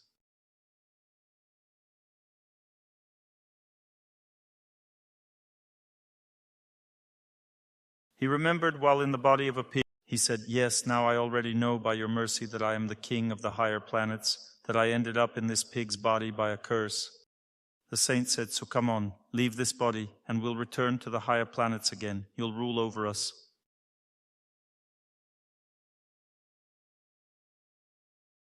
Indra said, "I don't have time right now, I can't. I have a lot of things to do here, my little ones are growing up. The owner should bring us food soon. This is a big event. We need to eat our fill. We have many responsibilities here. We're going to get a bonus soon. They'll bring us lots of food, and we'll eat a whole lot. But by the will of fate, everything turned out differently than he thought. First, the owner killed all of his little piglets one by one before his eyes, then his wife. And then, when he finally understood that he shouldn't stay here, they killed him too. And when he returned to his body as the king of the higher planets, he understood that this illusion is connected with the body. It is so strong that any living being, including a higher living being, when entering a body, becomes very strongly attached to what is happening here. And considers it the most important thing in their life. Any living being, with the exception of the greatest saints, who observe from a detached perspective everything that happens here. Everyone else is very deeply immersed in events, and therefore they experience pain and suffering in their lives. If a person simply prays every day and in this prayer begins to feel themselves as a soul even just a little bit, then at that time they undoubtedly begin to feel better in life.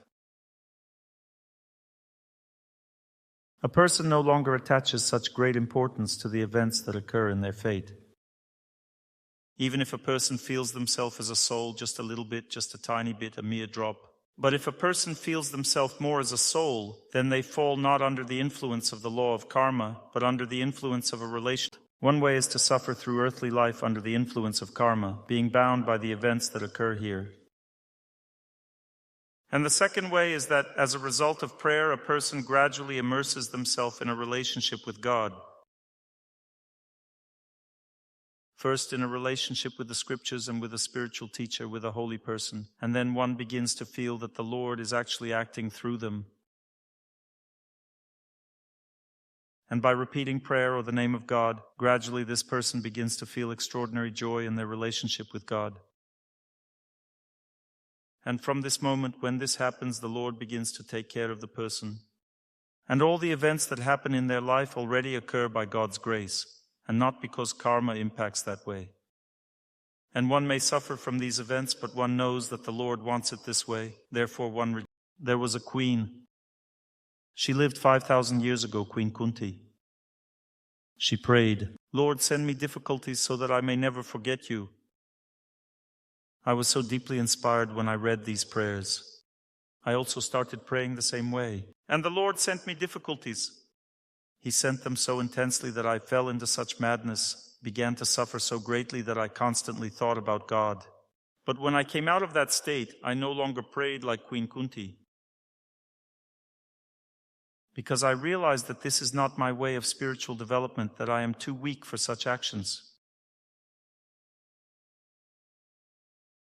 So you see, there are different living beings of different spiritual levels on this earth, and they all live differently. But in general, there are two ways to live. The first way is when a person suffers and is under the influence of fate. And the second way is when a person is under the influence of God. When people serve God, they are servants of God, they're already beyond fate. Although externally the same things happen to them. But this already happens by the will of God. And they experience the deepest happiness living on this earth, such profound happiness that it is impossible to describe in any words. No words can describe it, because when a person feels that the Lord has arranged everything in their life, they experience extraordinary joy in their heart. One wants the Lord to do this again and again, because a person, a soul, always wants to build their relationship with the Supreme Whole, because the soul is a small spark and the Lord is the Sun of love. We are small sparks of love, and the Lord is the Sun. When a person feels the Sun of love, they begin to experience such happiness that what happens to them here, in this world, seems simply trivial, not so important. It's just not that important. That means that we are souls who have fallen under the influence of this egoistic desire to live in the material world. As a result of this desire, we ended up in the material world. What is the material world? Here everything is arranged so we pursue our selfish desires.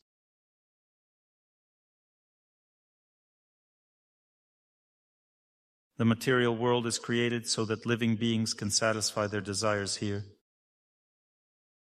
Because even though we have forgotten that we are servants of God, that we should love God, the word servants here may be incorrect.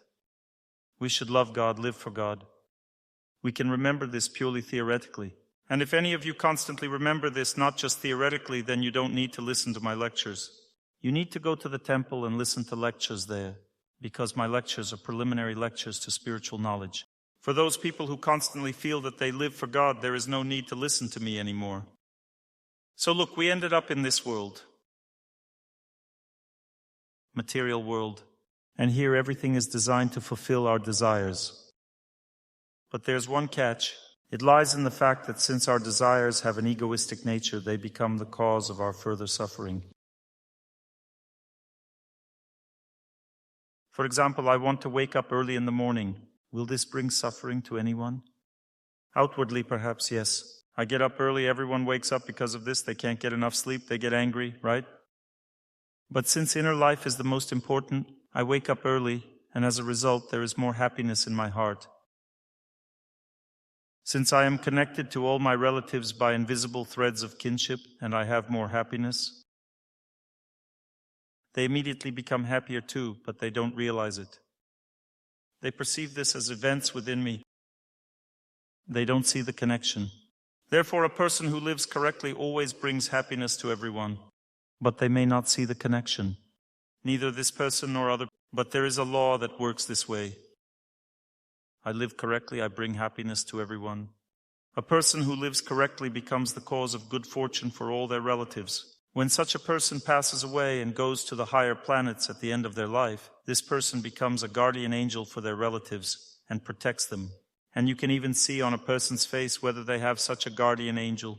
If a relative who is now on higher planets protects a person's fate, they give knowledge through the heart. You, lady in the orange blouse, have a guardian angel, such a relative. Yes, I know what you're feeling. Now we'll figure out which lineage.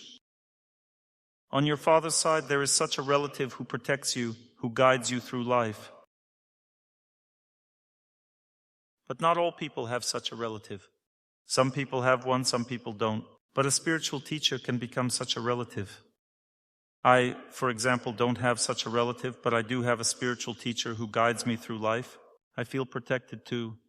I made such a relative for myself. I chose him and began to serve him. And then he accepted me in his heart. As a result, I feel this kinship and feel protection from inside because he is a holy person. You see, everything I'm telling you, you either almost don't believe it or don't believe at all, or believe just a little bit. But this doesn't matter because you can understand it later with time.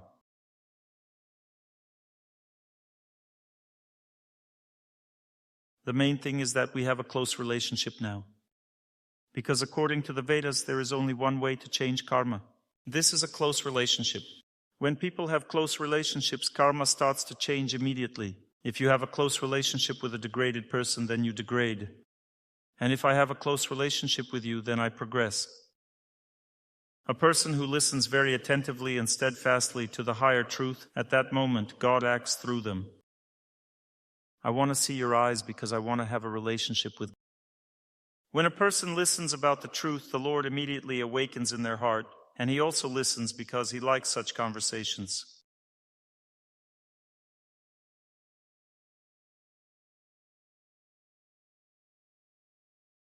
This is my inner experience. I gave my last lecture in Riga yesterday. Even the second to last one. We were repeating, I wish everyone happiness, and I mentally bowed to the people who listened to my lectures. I felt the Lord. The presence of the Lord. I felt the Lord. And this feeling always brings great happiness. Not that I saw him, I felt his presence distantly. But this caused great happiness in my heart.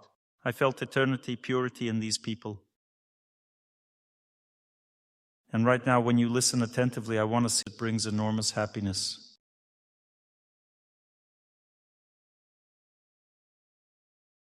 The Lord is the eternal friend of all living beings. He loves us very deeply. We have forgotten him, but he will never forget us. Why? Because he constantly accompanies us in the material world, in every body we may find ourselves in. The soul is surrounded by a sphere of karma. It's located inside this sphere of karma.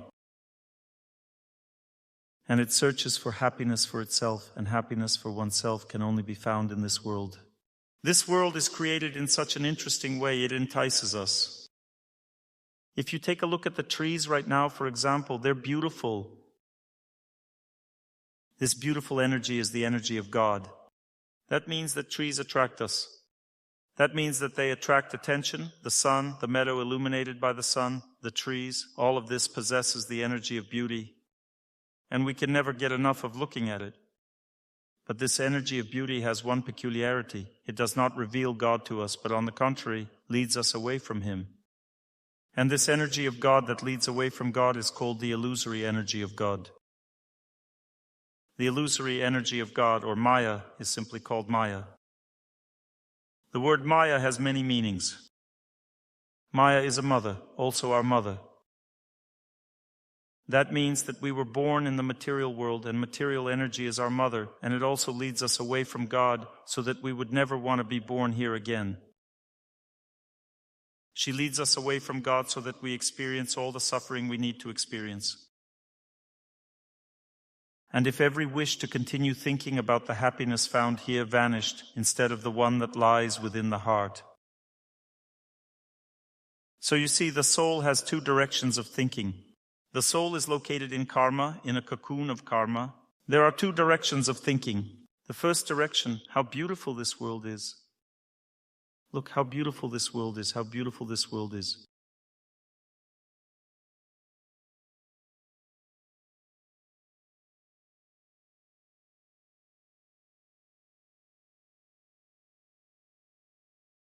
Right? This is true because the Lord is reflected in everything in this world. And the second direction is looking within, into the heart. Looking inward into the heart is also marked by songs. For example, when a person simply wants to reflect on love, on relationships, they can sing about parents, or they can simply sing about working life, for instance. And all of this represents inner life. You see, this resonates in the heart, right? How beautiful this world is. We simply relax and zone out. And when we talk about how what is created through labor is more precious to me, we immediately feel something arise here, right here. This means inner life. It penetrates into the heart right here. The inner life flows right here. And inner life has one amazing property. It gradually immerses a person in very deep things, immerses them in love, in relationships with each other, immerses them in prayer, in repentance, forgiveness, immerses a person in eternity.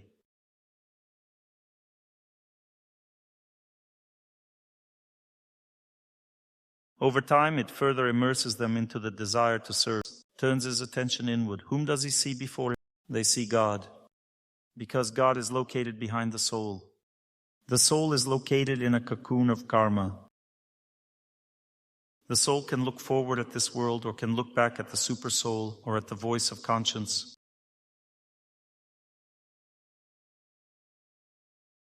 You see, and this inward gaze is called inner life, or the life in which a person discovers themselves, their fate, and also overcomes their fate. This life is not practical. Events that surround us do not occur in it. Therefore, it is very difficult to begin an inner life, because from the first point of view, it seems impractical. It seems like, well, why would I sit here now and engage in foolishness when I have so many things to do? Because a person is a practical being, they cannot simply waste time. But you are now engaging in inner life. You are now engaging in your inner life. You are listening to my words through your heart right now, because that is the only way to listen, right? If you listen through logic, that is not listening. True listening is listening only through the heart. But the condition is this: I must also speak from. If I don't speak from the heart, it's impossible to listen through the heart. This no longer resonates in the heart. Therefore, you see, any contact with the supersoul, whether through prayer or through conversation or through confession, there are various methods, through spiritual events, For example, tomorrow morning there will be a spiritual event. You will see me in sheets.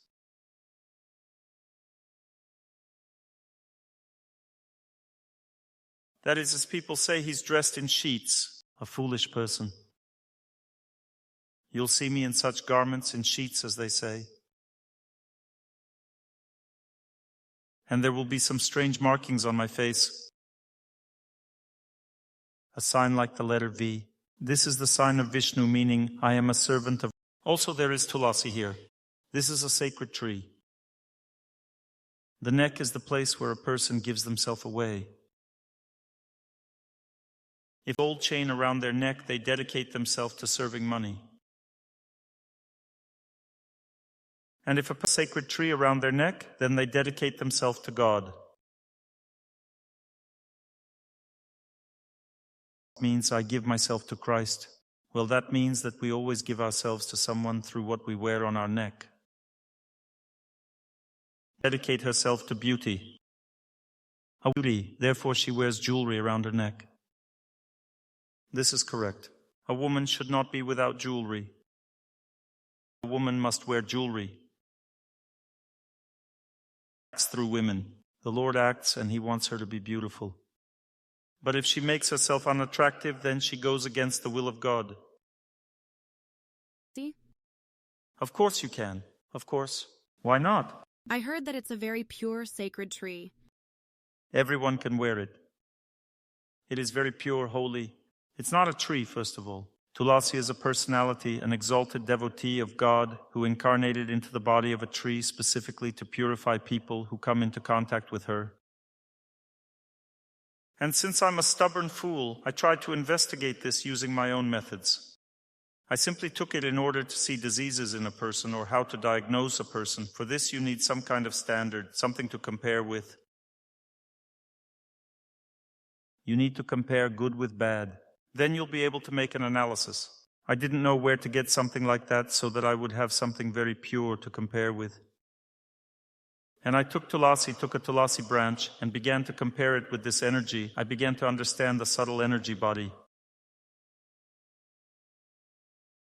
I began to analyze it, to study it, because whenever I made this comparison, I always saw that Tulasi, the energy of Tulasi, was purer than what I was comparing it to.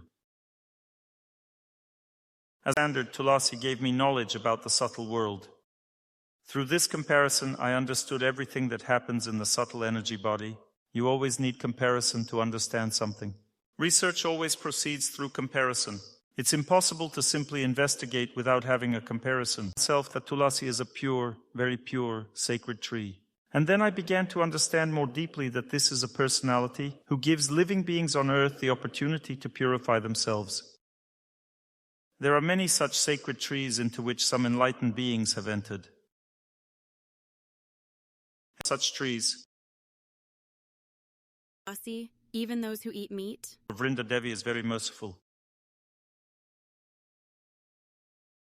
She blesses everyone, actually everyone, because from the point of view of sinfulness, well, for example, I don't eat meat, don't smoke, and don't drink alcohol. In fact, I only smoked as a child, fooled around with it in first grade, and never drank. That means that I tried champagne a few times in my youth and took one sip of wine. Years now, I've been trying not to engage in sex except for the purpose of conceiving children. I don't have sex at all except for conceiving children. How many children do you have? Just one. I can't say that I don't engage in it at all, because that's my condition. So I know that I am a very sinful person, and nevertheless I know that I have the right to wear Tulasi on my neck. It's not that I'm very holy, and that's why I wear it. I wear it because I protect myself from those sins that sit inside me. Because when a person passes away with Tulasi around their neck, Tulasi will take care of their next life. This is written in the scriptures. Therefore, you shouldn't take off the Tulasi. But this doesn't mean that you must necessarily wear Tulasi starting tomorrow.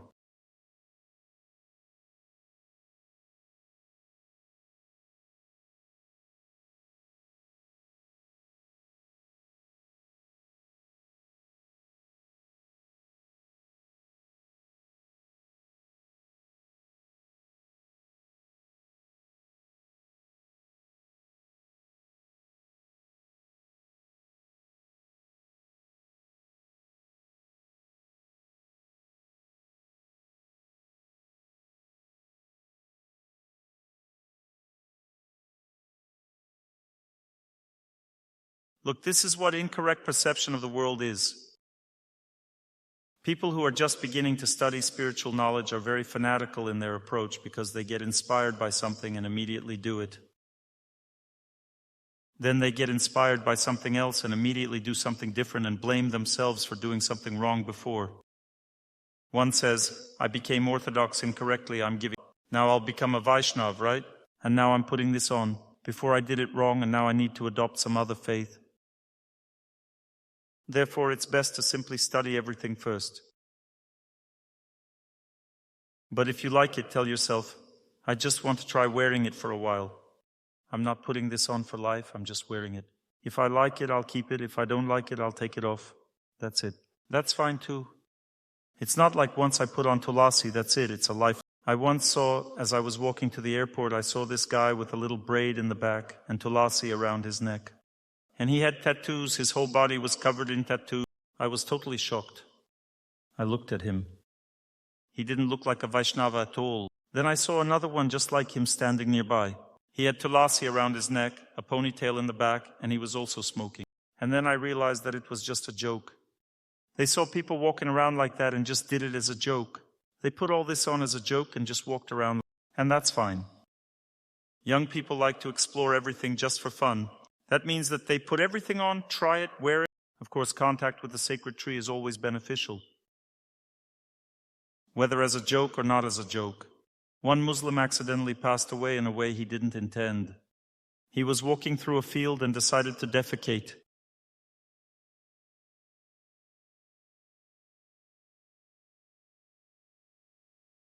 Since Muslims defecate outside the home, this was just the right place where he could defecate. And he sat down to defecate, and nearby there happened to be a pig that was terribly hungry. Pigs love excrement. They don't eat people, they eat excrement. And this pig, it couldn't wait for him to finish.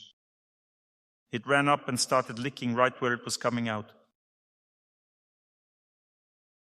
Since this happened in an open field at night, the Muslim man was terribly frightened by what had occurred. Some living creature was getting into a certain place on his body, and he got very scared. He ran, and he was shouting Muslim curses, Hara, Hara, Hara. He was cursing heavily, and at that moment he fell off the cliff. This story is described in the Vedas. He fell off the cliff and passed away, even before reaching the bottom. Often people die from heart rupture when they fall from a height. He passed away even before he hit the ground. And so on this cliff, inside this cliff, sat one saint, and he was repeating the names of God, and he saw how the soul of this Muslim went upward. And the servants of God came for him, and they led him upward to the Lord, to God's abode. He was very surprised. This saint went to his spiritual teacher. He climbed out of this cave. Someone told him that a person, even if at the moment of death unconsciously utters the name of God, even if he didn't mean it, and the word Hari was contained in it. The name of God is Hara. That means that it sounds one way in Muslim language but completely different in Sanskrit. That means that Muslim guy said the name of God. As a result, under such circumstances, he ended up in the spiritual world. And this story is described in the Vedas. Therefore, whether consciously or unconsciously, when a person comes into contact with the spiritual, one always gains benefit this way. So let's move on. You see how a holy place influences us? No matter what we talk about, we always come back. Look, everything in this world is arranged in such a way that the super soul, which is located behind the soul, loves us very much and therefore fulfills all our desires. Whatever state of being a living entity may desire in this world, everything for that has already been provided here. Every form of existence is available here that corresponds to all varieties of desires dwelling in our heart. The soul, let's say, in a human body constantly thinks there's not enough sex. There's no normal sex. Let's say there's no normal sex with her husband. Bad sex. As one woman from Riga wrote to me, she says, I have no sex with my husband, And I liked another man. I want to live with him. And we don't even have children. Why should I live with him? You know, when the soul constantly wants sex and it passes away with this desire, then in order to satisfy this desire, a different body is required. Because you can't really engage in sex properly in a human body. The human body is not designed to satisfy animal desires. It is intended for only one need, the realization of oneself as a person, the realization of one's soul. We are souls, the realization not of one's soul, but all other things are present, but only as a demo version. You can engage in sex, but without getting too deeply into it. If you want to delve deeply into it, it will only get worse, not better. Because in the human body, everything is arranged in such a way that when a man, for example, constantly thinks about sex, his sexual organs become overexcited, and 3 consequences arise from this. The first consequence is that an inflammatory process develops. The second consequence is that he loses his seed prematurely. That means that he develops impotence. And the third consequence, he becomes infertile in the end. You see, excessive thoughts about sex lead to this organ becoming useless. But if a person thinks a lot about spiritual life, everything happens the other way around. He becomes more and more effective. Or conversely, when a person engages in intelligent activity, their energy doesn't go downward but upward to the head and heart. In this case, they become more and more effective in life. But if, let's say, a person still wants to have normal sex, then at the moment of death, if they're thinking about that, then God, in the form of the super soul, now listen to me, I'm not joking right now. I am telling you about your relationship with the super soul. Since the super soul wants very much to bring us happiness, it gives us the body that is most suitable for satisfying our desire.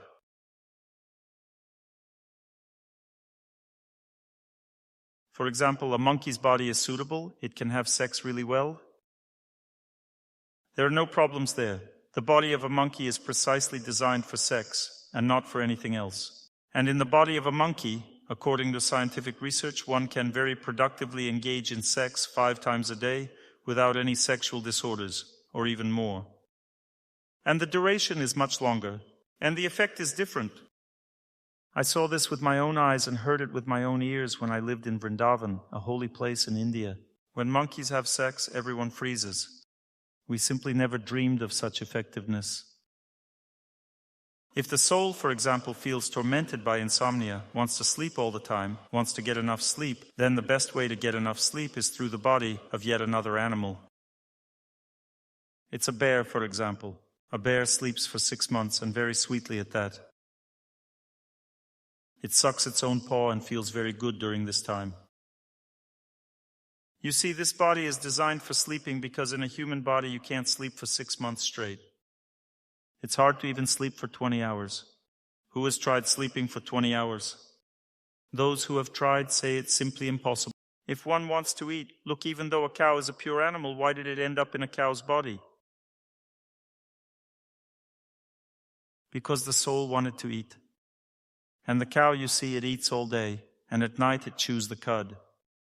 That means that it eats constantly, 24 hours a day, and it really enjoys this process. When there's nothing to eat, it gets bored and starts mooing.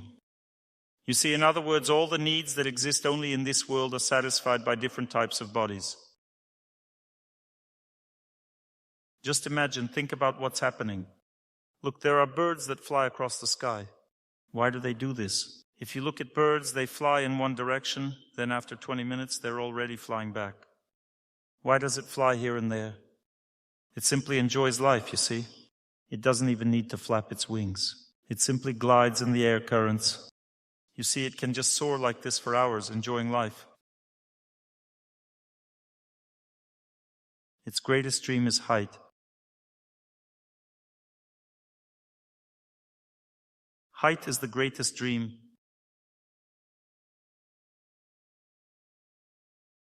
The weary flock flies on and on and on. It flies and flies all day long. That means that the Lord is very merciful indeed. Therefore, He gives us the opportunity to fulfill all our desires. But since we were born in the material world, all our desires, being selfish, always cause chaos here. Look, if we take, for example, the fate of humanity. In the past, when we weren't so developed, life on Earth was actually better. There was fresh air, there were fresh natural products. People constantly walked not on asphalt, but on pure, clean earth. Because simply walking on the ground heals a person, just the walking itself. Simply living in the forest heals a person. When you eat pure food that grew under the pure sun that was planted with love, all of this heals a person. And life in the concrete jungle kills us. For example, in Moscow, there are many infertile women. I started meditating on the cause of infertility and understood it's simply the stone that surrounds us. A woman needs the energy of nature in order to... Many Moscow women who go on vacation somewhere to Mississippi or somewhere else. I misspoke, forgive me. The correct way to say it is CCPC. I'm just joking. Because what is the purpose of the trip? To relax a little.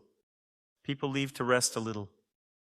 So they go away for a short while to Mississippi. Yes, the correct way to say it is Mississippi. So they go away to rest a little. And imagine they conceive children there. Why? Because there is nature there, but here there isn't any. There is no nature in the concrete. You see, everything that the Lord created brings happiness. And what we create, what does it bring? Suffering. People used to simply grow food. They didn't create it. Now we have started creating products. What do we do with them? We simply cripple them. We add all sorts of additives to them, which cripples our natural, healthy food. And it becomes like plastic, in fact. We make genetic modifications. All these genetically modified products are simply like plasticine. It's impossible to eat them. They have no power. You see? That means that life within the false ego always brings suffering. Why? Because we are trying to exploit this nature. As one great person said, we must not wait for mercy from nature. Taking it is our task. This was said by a great man, a great scientist. So, that means exploitation. We exploit nature.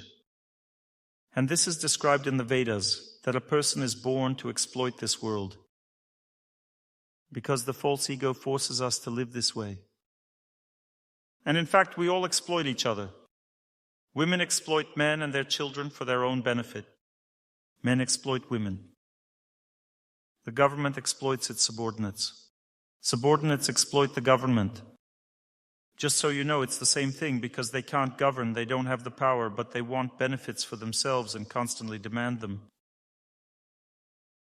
Look at how interestingly this world is arranged. In this world, God has also created knowledge about how one can achieve perfection and happiness while living here. He said, follow the scriptures in your life. What do the scriptures always do? They torment us. They say to the leader, don't exploit your subjects, but serve them. They say, don't criticize your government, but respect it. They say, don't use your wife's body for pleasure, but take care of her. Don't criticize your husband, but submit to him. The scriptures say so. And we say emancipation. Dr. Torsunov, that's already last century. But in this era, it's different. So you see, what's the idea? The idea is that in this world there is an opportunity to be happy, but it always comes through austerity. First the bitter taste, then the sweet.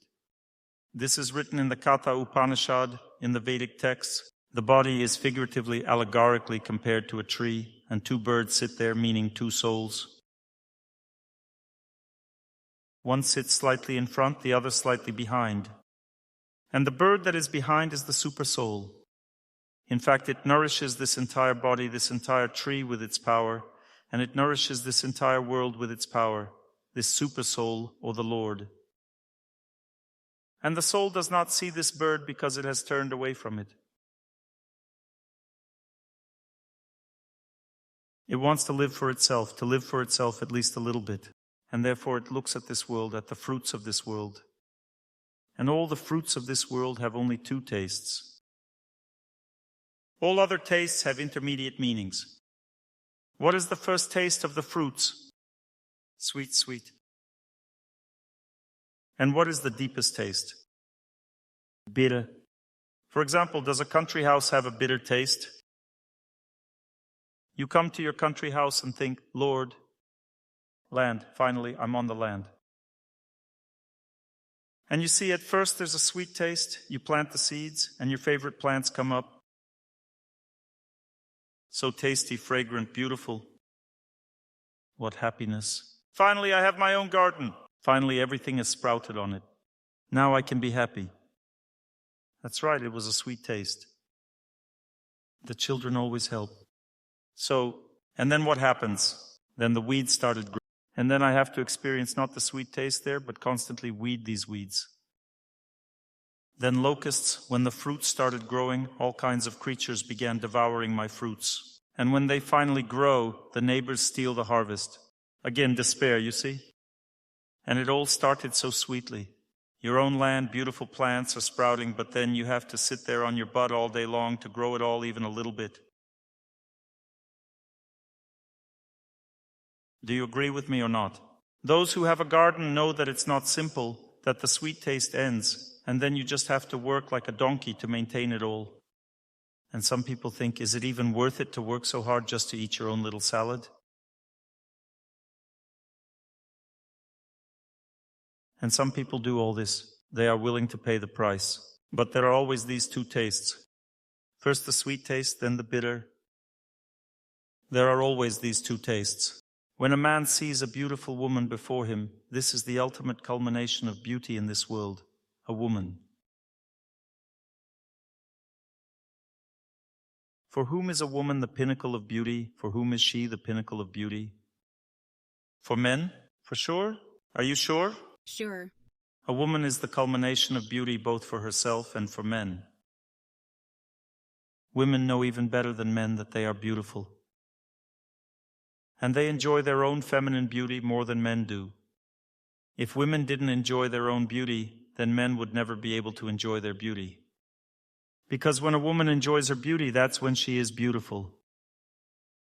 And when she doesn't enjoy her beauty, she already becomes unattractive. And now women have understood what is needed. Now they finally understand how they should look. That's right, it's a fact. This is a fact.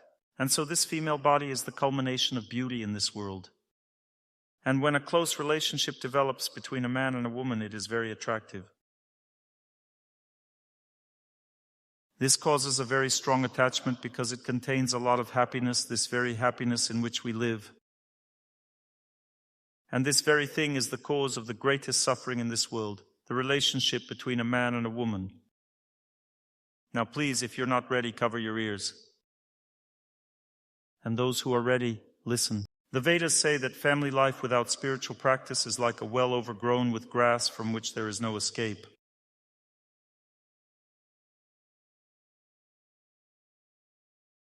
I'll explain now why such a comparison is made. In the ancient Vedic culture, there was one problem. There were many problems there, but I'll tell you about one of them. Not all people fulfilled their duties. Wells were excavated, and if no one used the well, then it had to be covered up. But people often abandoned wells and didn't use them. And over time, this well would become overgrown with turf. Since vegetation grows very quickly in India, it would become overgrown with turf, the grass would intertwine, and you'd end up with this big well. There, let's say, a meter and a half, 2 meters wide, and it would become overgrown with grass like this, with turf, very densely.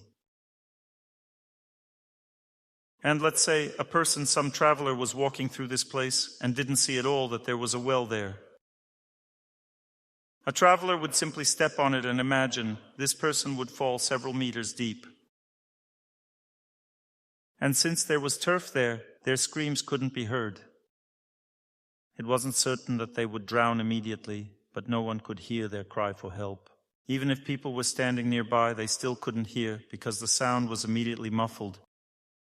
And so family life is compared to such a situation, that when a person does not engage in spiritual practice, but simply immerses themselves in the happiness that comes from personal life, then this person gradually, without even noticing it, immerses themselves into such a situation in which they suffer so much, suffer so deeply and so hopelessly, that no one will be able to help them.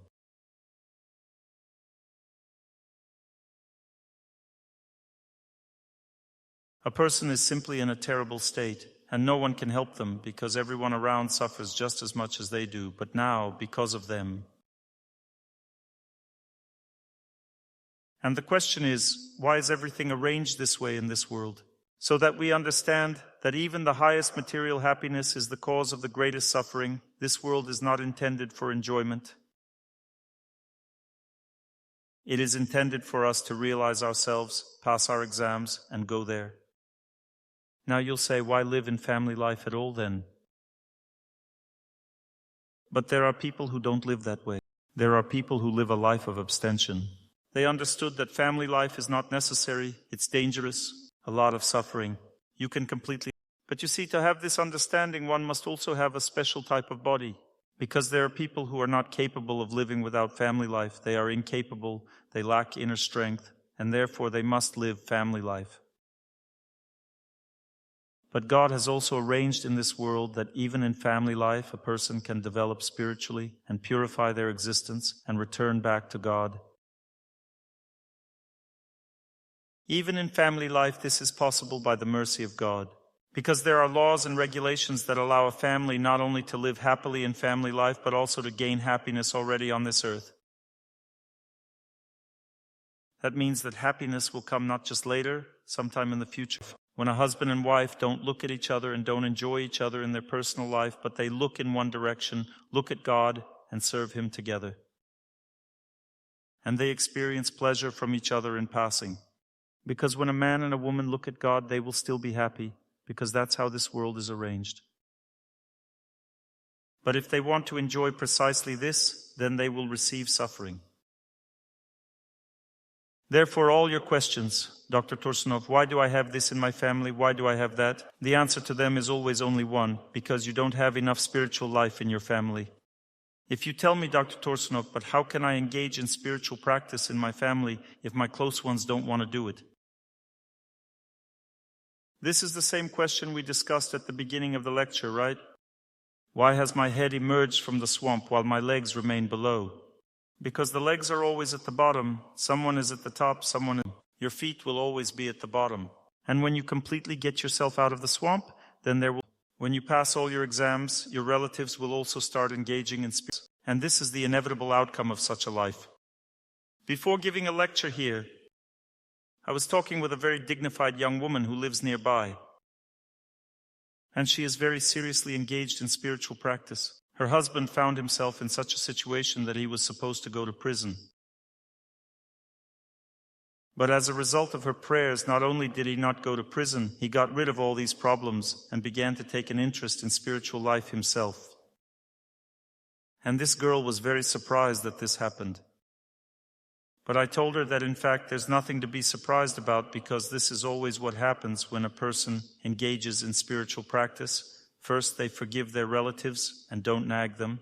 Then gradually, proper relationships begin to establish between relatives, and then the relatives begin to elevate themselves in these relationships and completely change their lives. This is always the case for a person who simply takes up spiritual practice on their own and follows the right path in this world. So look, according to the Vedas, 2 birds live on the tree of the body. One bird is the supersoul. It infinitely loves the soul that has forgotten about the supersoul, and the soul wants to enjoy this world. It is born with this strong desire to enjoy, and it constantly pecks at the fruits. First, it experiences a sweet taste, immerses itself in the fruit. Some fruits are small, and the soul pecks at them in passing, but other fruits are very large, and it pecks at them constantly. And there are several large fruits that always interest the soul. The first big fruit is family. It brings a lot of happiness, so the soul always pecks at it and cannot tear itself away. If one family falls apart, it rests a bit from this pain and again wants another family already. And the soul cannot stop. And these are the big fruits that strongly attract and captivate us. And the Vedas still recommend pecking. Still, the Vedas recommend pecking because in the material world the soul cannot live without material happiness. It needs this happiness. Therefore, if it didn't work out, you need to start pecking again. But if a person, while living a spiritual life, finds a spiritual family, like the people here who live in a large spiritual community, they have and in this sweet taste of spiritual relationships, a person doesn't necessarily need to have a material family because a spiritual family is always higher. Even a woman, when she is left alone with children and has spiritual relationships with people, she engages in spiritual practice. Most often such women say, I don't want this anymore, and she is already happy with what she has because she is much happier than those who are searching and searching for a new husband at 70 years old. Why? Because she has already found her family, you see. Because a true family is a spiritual family. You see, people often tell me, Dr. Torsunov, how can I raise my son if I don't have a husband and can't find one? I explain that the problem is not with the son, but that you are not living the right life because you don't have a spiritual family. And a spiritual family appears as a result of living this spiritual life. A person first finds the direction of spiritual life, then their faith. Then within this faith, a person finds people who are capable of building very deep relationships. And gradually they deepen these relationships, finding their spiritual family. And in this spiritual family, a person no longer feels lonely. One feels good in this family. Women become protected in their feelings, in their familial feelings. A woman must have familial feelings, otherwise her life passes by uselessly. She must feel love, close relationships with people. She shouldn't live all alone. Alone, completely alone, right? She must feel very deep relationships with people while in a female body. And these relationships will not necessarily be with a man. It's just that there is experience that it works out particularly well with a man. But in reality, those who receive a higher experience from spiritual relationships, such women, especially older ones, no longer want to get married. They want to engage in spiritual practice, but not all. Some still want to get married, and they should get married even at an advanced age. This is also normal. God has foreseen everything. And there are several fruits there that will have to be pecked at because they are very alluring, they are big. The first such fruit is family. Family. The second such fruit is activity in this world, or work, employment. This is also such a big fruit. And both men and women want to have such a fruit that they could peck at, and for this activity, this occupation, to always bring happiness. But this fruit is also sweet at first and then bitter. Work in this world is not a source of enjoyment, just like family. It's merely a duty. We must fulfill our duty to this world. If we're talking about duty, then it differs for women and men. Women, for example, should work where there is care, and then they will be very satisfied. There are different types of women. There are those who lead. There are those who impart knowledge. There are those who are capable of doing business. And those who simply work creatively. 4 types of women.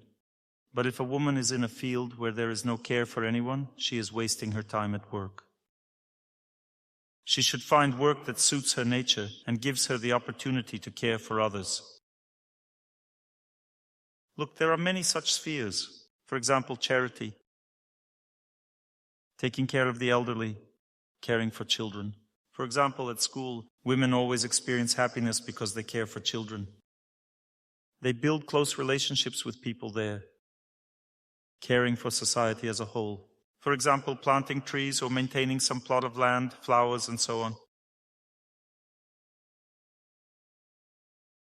That means that any care for something is what brings a woman the utmost happiness in her activities, precisely because such activity has a feminine nature.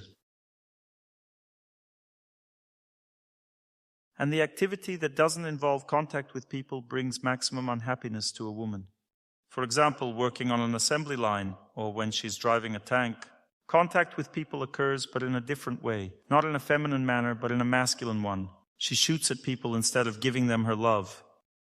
And a woman, let's say a police officer, she should be caring for people, but instead she has to punish them. You see? In this case, the woman doesn't experience too much happiness. Although a woman can be a police officer and simply work in a district with some teenagers who misbehave.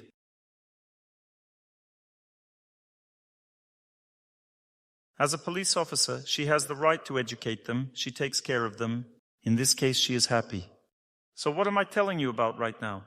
About the fact that in this world, the Lord created different types of activities for different people. There are specific laws here about how one should act and what one should do. But since we don't want to follow these laws, we suffer. It is a fact that in this world we want to enjoy, and therefore we will suffer no matter what, because our desires are directed in the wrong direction.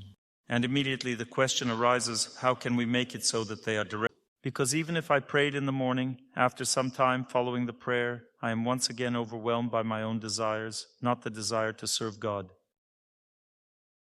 Because when a person prays and comes into contact with holiness, it transforms their psyche to an unselfish state. We do not inherently possess a selfless disposition. As some people say, "Oh, Dr. Torsunov, I always wish happiness for everyone." This means that you don't know yourself at all, my dear. In reality, you only wish happiness for yourself, not for anyone else, only for yourself. Some women say, "But I, Dr. Torsunov, really love taking care of my children."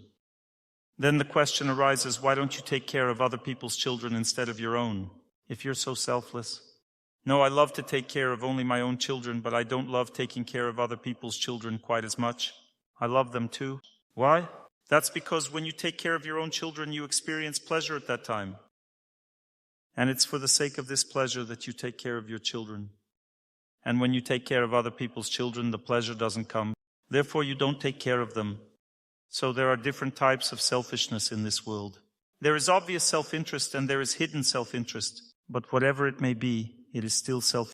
You see? Therefore, in this world, everyone is motivated by self-interest. But what is self-interest? Look, let's study this. What is spiritual energy? When people come into contact with spiritual energy, what do? They make other people happy. When a person comes into contact with spiritual energy, I smiled, for example. As Mark Burns sings, I smile at you, I smile at you.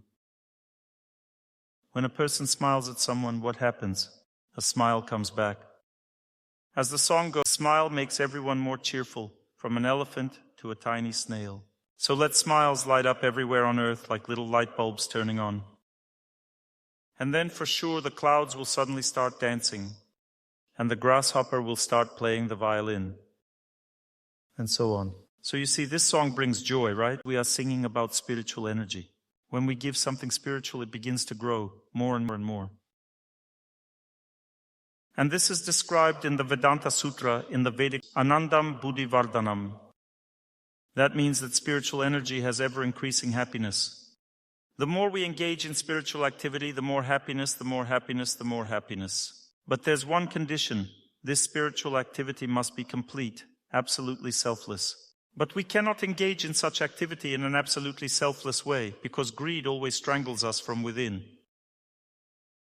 Let's say you selflessly gave away, donated to a beggar, gave someone money for bread, for example.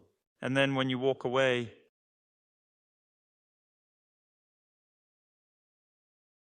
why did I give it to them? I didn't want to think that way, but I did.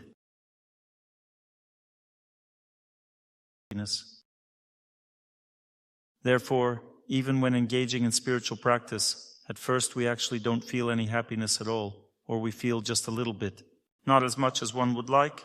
We must continue holy person with the scriptures. When purity reaches a certain degree, ever-increasing begins to work within a person, and they find joy and pass the exams of their life. All exams have been passed. You exist. Force that does not produce ever-increasing happiness.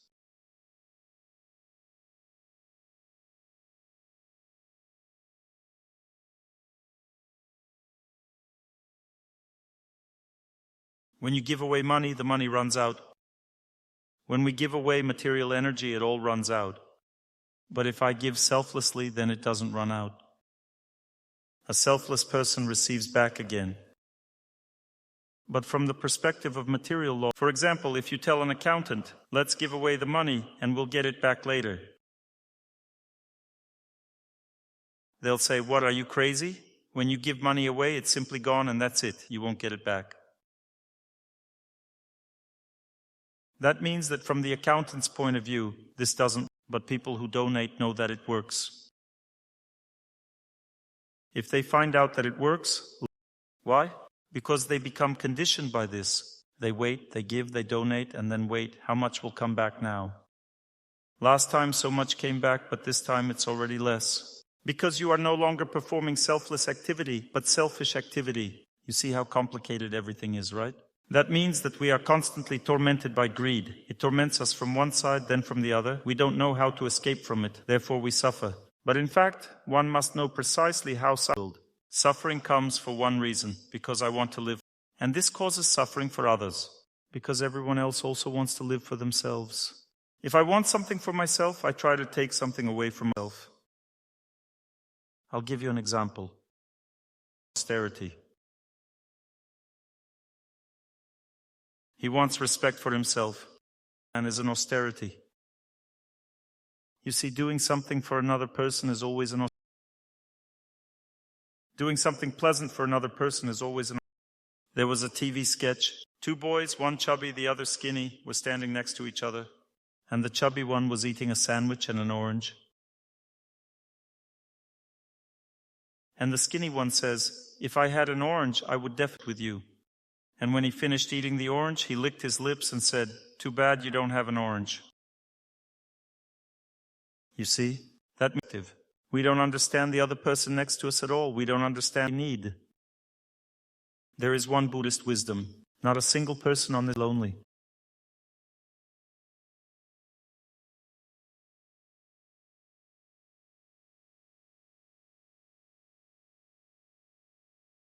Not a single person wants to do anything bad. Not a single one. Not a single person on this earth wants to commit bad deeds. Not a single one. There are 3 types of people. Some people are very strongly attached to material happiness. They are fixated on material happiness, and such people experience a lot of pain in this world because they are not given this happiness. These people are in degradation. How do they perceive the world? For example, I want to be respected. And let's say someone looks at me without respect. Such wild pain arises in the heart that the decision comes, I'll just kill this person now. You see? And why does one make such a decision? Because a strong desire to experience happiness from this world causes such a reaction. Why does this happen? Because this person has absolutely no knowledge about the soul. We don't understand that we're... And to understand I am a soul means to understand... This means that I understand that true deep happiness comes only from the desire to selflessly, devotedly, uncompromisingly, and unconditionally do something for others.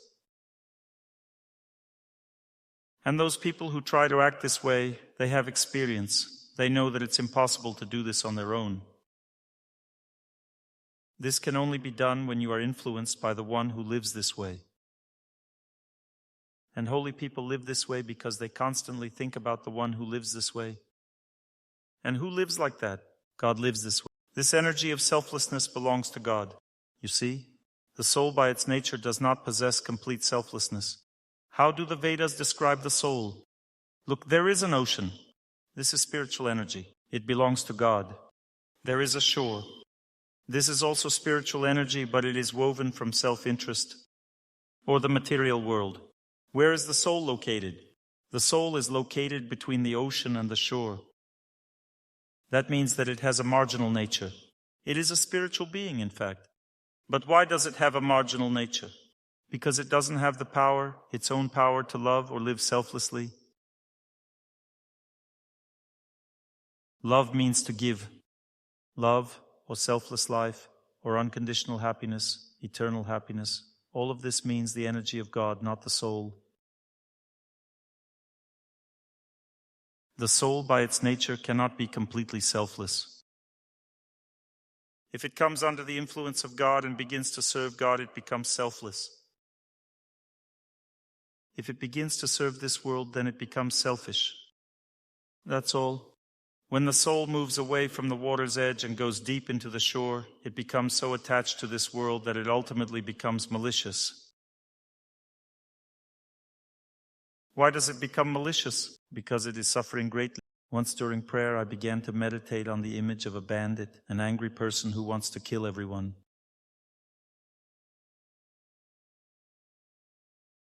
I meditated and meditated on this image and saw that he was simply very deeply frustrated. It's not that he's a bad person. The soul is frustrated that it's not allowed to be happy here, and therefore it destroys everything around it. The soul is good, but it doesn't like that everyone else doesn't fulfill its demands. There are people who are very strongly attached to being valued. For example, we had such a unique, interesting case. There was one girl working with us and she was doing her job. Everything was great, but she had one peculiarity. She was very demanding about how people treated her. At the same time, she herself behaved very imperiously with everyone else. And as a result, such an effect was created that she took offense at everyone and came to hate with fierce hatred those who were around her. The reason is that she perceived all the offenses that people around her committed, whether accidentally or deliberately, in the course of their activities, in such a way that she could never forget them. But the fact that she herself insulted others, she quickly forgot. This is a strong desire to enjoy this world. You see, this led her to fierce hatred, even though she was actually surrounded by dignified people. You see, it often happens that while being surrounded by virtuous people, we begin to feel fierce hatred toward everyone. And therefore, people who live in a spiritual environment know that any accusation of a person who is engaged in spiritual practice is a road to hell. Even if someone is wrong, you must still forgive them and continue to serve them in your heart as a person of God. Therefore, from this point of view, criticism doesn't help with anything, anywhere, or ever. Let's say I criticize someone for something. Will I help this person? No, I will hurt them. When I hurt someone, their intelligence becomes clouded and they won't be able to change. Will I help myself by criticizing another person? No, I will see only their flaws, and therefore I will eat their sins. When a person sees the flaws of another person, one eats the sins of that. If you think someone is bad, step into their life situation and feel the same thing. That means that when we criticize someone, we gradually enter their situation and receive the same thing. You reap what you sow. Therefore, the Vedas say, criticizing others is not a way to live. If you can help someone, do it with love. If you can't, then don't interfere. Now you'll say, but what about punishment? Well, that exists too. But only an authorized person can punish.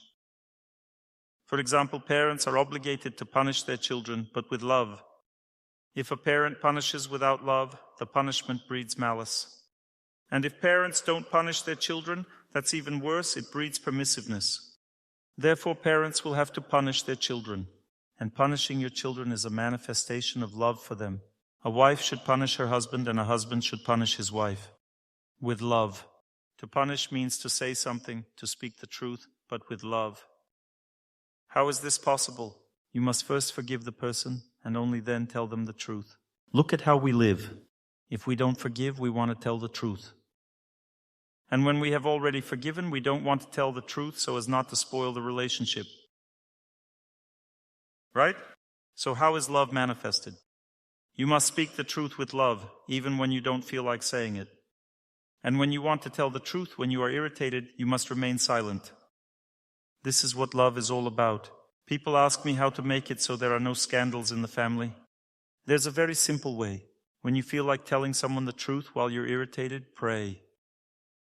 And when you have calmed down and forgiven this person in your heart, then you are obliged to tell them the truth. And then there will be no scandals in the family at all, none whatsoever. Everyone will. For example, my wife is very attached to how she hangs the laundry. It cannot be touched. If I even walk past it, she gets scared. God forbid I touch it. And it irritated me. But then I prayed and felt her, that she is so strongly attached to cleanliness, she wants cleanliness. It's her feminine nature, she wants this kind of cleanliness. And why should I be against this? I felt that it was good that she guards the laundry so carefully when it's drying. But then a feeling appeared in my heart, a humorous feeling. Humor means love and true teaching. I lovingly mimicked how she guards the laundry. I started walking around the laundry like that and made my eyes all wide and square. And then for many years she would tell me about this incident and laughed. You see, it turns out she stopped doing that. You see, when in a close relationship you forgive a person and then try to understand them and do understand them, that's how it is in our life. Yes, half sweet, half bitter, that's how it is in our life. And the most bitter thing is that the lecture must come to an end. And the sweetest thing is that we are together right now. So what did we discuss today? We discussed with you what the law of karma is. We started to analyze it. The first thing we learned is that the law of karma is always a test, always an exam, always a punishment. Why? Because we came to this world with the goal of exploiting it. We want to enjoy the happiness that is here. And therefore, since this is a selfish feeling, we always bring suffering to the environment around us. By enjoying this environment, we always bring suffering upon ourselves. And therefore there is a law, enjoy as little as possible in this world. But we cannot help but bring suffering because there is a law. Jifa, it means that if you want to live in this world, you must deprive others of life. But do it in such a way as to cause the least suffering. For example, there are living beings that are asleep. There are those that are in a half-sleep state, and there are those that are awake. People are awake, they cannot be eaten. You cannot satisfy your desire to live, feed your desire to live with human bodies, because this is very ineffective from the point of view of fate. We bring a lot of suffering through our desire to enjoy. There are living beings that are awakening. These are animals. And the Vedas say, if you want to live even better, even happier and healthier, then don't consume them as food either. Instead, consume only those living beings that are asleep. And what living beings are those? Plants. And you can even consume them as food without taking their life. For example, when a person eats an apple, they don't deprive the plant of life, because even the seeds in the apple don't yet have life in them. Life enters the seeds when they come into contact with moisture. These are already sprouted seeds. There is life in them. But even if people eat sprouted seeds, they will not be held as accountable for it, although they will still be held accountable for it. Therefore, in this world, a person who simply eats is already obliged to do good deeds. Some people say, why should I do good deeds if I'm not doing anything bad? So here's the thing. In this world, it's impossible to live without doing it. If you want to be a doctor, know that you won't be able to help some patients, and these people will curse you. Or perhaps they will simply remain silent and suffer. But they trusted you. You will be able to help some people, but not others. And you must swallow these bitter pills. If you want to be a doctor, swallow the bitter pills. If you want to be a cook and prepare food for people, know that some will not like your food. They will spit it out, even though you prepared it with love, and will bring you suffering.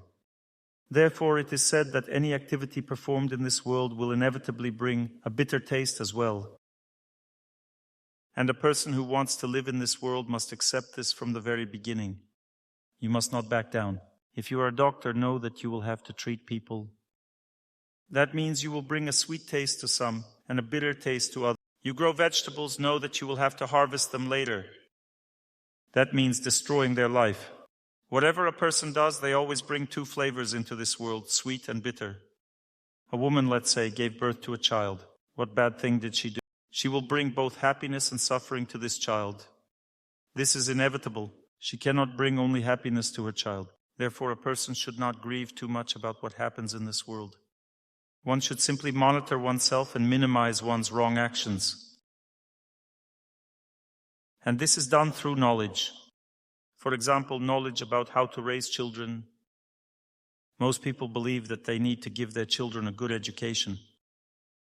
And this is true, but they believe that education means that children need to be taught in a good, prestigious institution, and this will give them the opportunity to live well.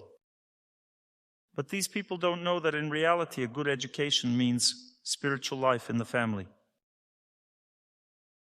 If your children grow up in an atmosphere where people serve God, then they receive a good education that will bring them happiness in life. And will you be able to get them educated in a prestigious institution or not? This is already a matter of your capabilities. But if children grow up emotionally strong, they will always receive the very best in their lives. They will study where they need to study. The Lord will help them get everything they need in life. Therefore, maximum effort should be put into ensuring that children receive spiritual and moral upbringing, and everything else will follow. If the motives are pure, everything else will follow. So we have begun to study the law of karma. What does the law of karma mean? The law of education in this world. That means that everything in this world is woven from justice. And since everything is woven from justice, and we ourselves are unjust by nature, we don't want to help or take care of others, but want to enjoy this world.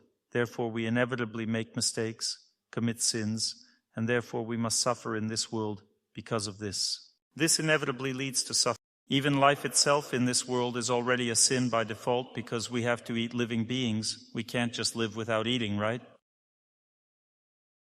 Therefore, a person simply accepts all of these conditions. And this doesn't mean that people cannot be happy because God has provided for everything. For example, he foresaw that with the help of knowledge, a person can give up meat eating. And this is not harmful to health. On the contrary, consuming meat is harmful to health. This, by the way, has already been proven by the World Health Organization. And even the leading nutritionists already believe that meat-based food is, at the very least, not very beneficial for health, and that plant-based food is much healthier. Everyone has already acknowledged this, even leading nutritionists, materialists who don't want to engage in spiritual practice. They know that one should eat more vegetables and fruits. Therefore, the Vedas say that if a person eats vegetable food or prepares it with love for God and blesses it before consumption, then such food does not become a source of karma.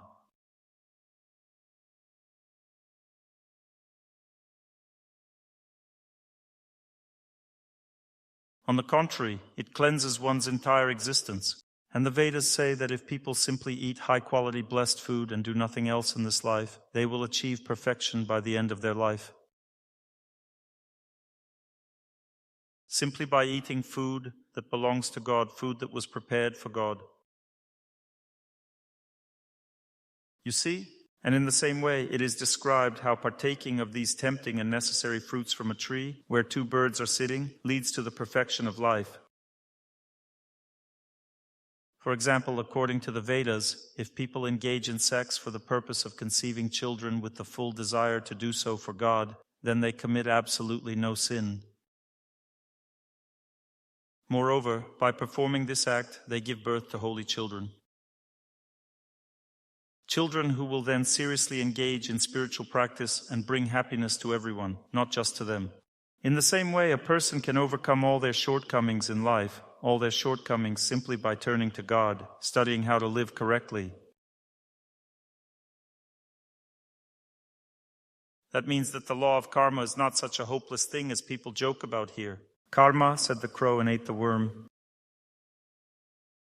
And there's a prayer that is said before eating. Before eating blessed food, we read a prayer in which we say that I am a lump of degradation. Lord, please give me the opportunity to eat blessed food and purify my existence. Such a prayer, and so on. There's also a joke on this topic. A rabbit is running. A Vaishnava rabbit is running from a wolf who is not a Vaishnava and prays, Lord, please make him a Vaishnava, make him a Vaishnava. And the Lord heard the rabbit's request, and the rabbit looks back and sees the wolf running behind, repeating the prayer, Sharira Avidya Jal, before eating the rabbit. You see, God gives even the wolf an opportunity not to sin. Therefore, everything is fine with us. In our life, everything will be good. So we have only just touched upon this topic. This is a profoundly deep.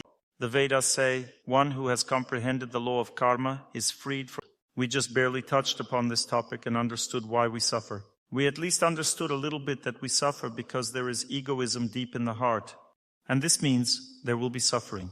When people dedicate themselves completely to service to God, gradually over time, the egoism melts in the heart. Then they get rid of it completely and they become free from suffering.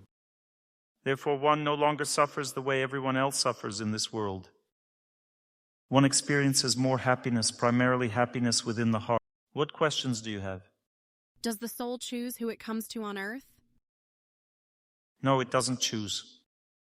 It comes according to fate. We don't choose anything here except for the desire to enjoy. We only choose the taste for happiness. This is our choice. We choose the taste for happiness, and the Lord arranges everything.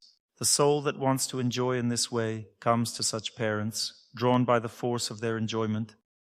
This pleasure is transmitted during sexual intercourse. When sexual intercourse occurs, the souls that want to enjoy in that way line up in a queue, and one of them enters the body, being granted the opportunity to incarnate. This is a great fortune in a human body. According to the Vedas, there are 8,400,000 forms of life in this universe. What does this mean? Humanity is one form of life. Trees, for example, are another form of life. The animal world is one more form of life. And there are 8,400,000 such forms of life. Of these, 400,000 are intelligent life forms, and people are approximately at the very beginning of intelligent existence. And the Vedas explain why. Because we don't remember our past lives, we don't know that this world is arranged in an absolutely perfect way, that there are higher beings here. We don't know that in our next life we will also live and won't die. We say, he died. He didn't die, he simply left the body, that's all. We don't know that the Lord exists, we don't really know about this. We know nothing about God. We also know nothing about the structure of this universe. I'll tell you a little bit about what the Vedas say about this tomorrow. We don't know that there are rules of life, we don't even know about this now. People used to know this, but now many people don't know. They say, these are Vedic rules. No, these are not Vedic rules, these are simply rules of life. For example, not eating meat, this is a rule of life in all religions. You may say to me, but our religion allows eating meat. However, all religions have fasts regarding meat. The question is, why fast from meat if it's allowed to eat it? If people fast from meat, that means it's bad food. There are simply more allowances in some religions, but everyone knows that meat is bad food. Absolutely everyone. For example, in Orthodox monasteries, monks do not eat meat. They eat fish, but they don't eat meat. Fish is a less developed form of life. You see? That means that there are some rules. You shouldn't cheat on your wife. This rule exists everywhere. And the same applies to one's husband. In all, drinking alcohol is bad. This rule exists in all religions, right? There are rules that must be followed. But the problem is that in our culture we have forgotten about this. In all cultures, who monitors compliance with the rules? The state. But in our culture, all the rules that I listed, the basic rules that lead a person to perfection in life, all these rules are not enforced by the state. If you want to cheat on your spouse, go ahead and cheat. It's your personal. If you want to eat meat, eat it. If you want to drink vodka, drink it. Just don't bother anyone, right? But it's impossible not to bother anyone. It's impossible to do foolish things and not bother. What other questions do you have?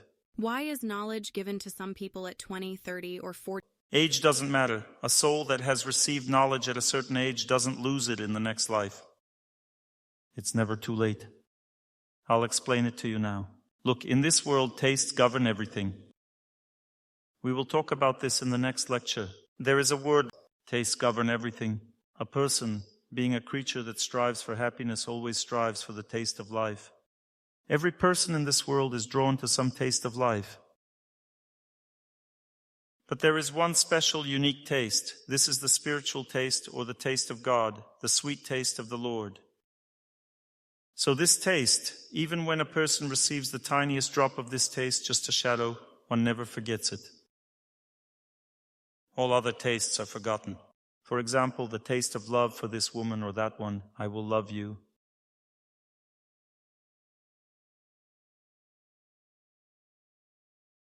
I will never forget you.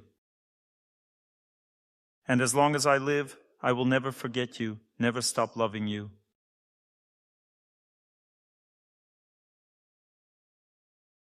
You are my love, and my life. You'll forget 100% sure. And not just forget, you'll kick her out and say, get out. But for now, that's what you think. That means that all these tastes that a person experiences toward another person and so on, all of this is forgotten. But there is one type of taste that is never forgotten. When a person receives the taste of spiritual knowledge, or the taste of this contact with eternity or with God, no matter what life one transitions to, not just in this life, but in future lives as well, one remembers this taste. He is a very good, dignified Vaishnava. He is a renounced person.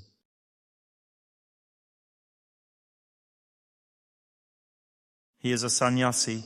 This means that the person has taken a vow to never marry and to always dedicate their life to other people. That means that he has nothing. He should have neither a home nor any property. He must constantly help other people. This is the purpose of such a person. And somehow we had a sincere conversation with him. I said, why did you become such a person? Why did you become a sannyasi? He said, you know, I have a very deep taste of love for God in my heart. And therefore I have no doubt that I will be able to remain renounced.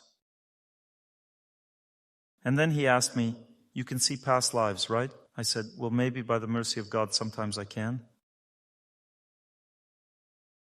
He said, well, go ahead and see why this taste sits in my heart. Can you imagine? I began to meditate, to look into the past. I saw one great saint, and I even named the date. At that time, he lived in a female body. This was about 3 lifetimes ago. I saw that life. But I don't see the life completely, rather like a shadow. I saw a shadow. So one life flashed by, then a second. Then I looked, and in the next life he lived, as it seemed to me, in a female body. And he simply did some service for a holy person, and that person allowed this woman to touch his feet. She bowed down and touched the feet of this great holy person. And as a result, she fell into such a mental, spiritual trance that she then completely stopped thinking about herself. She began to constantly serve God. In the next life, she was born as a man who was already in a state of abstention. But at the end of his life, he got married after all. And in the next life, which is already his current life, again he received this same taste.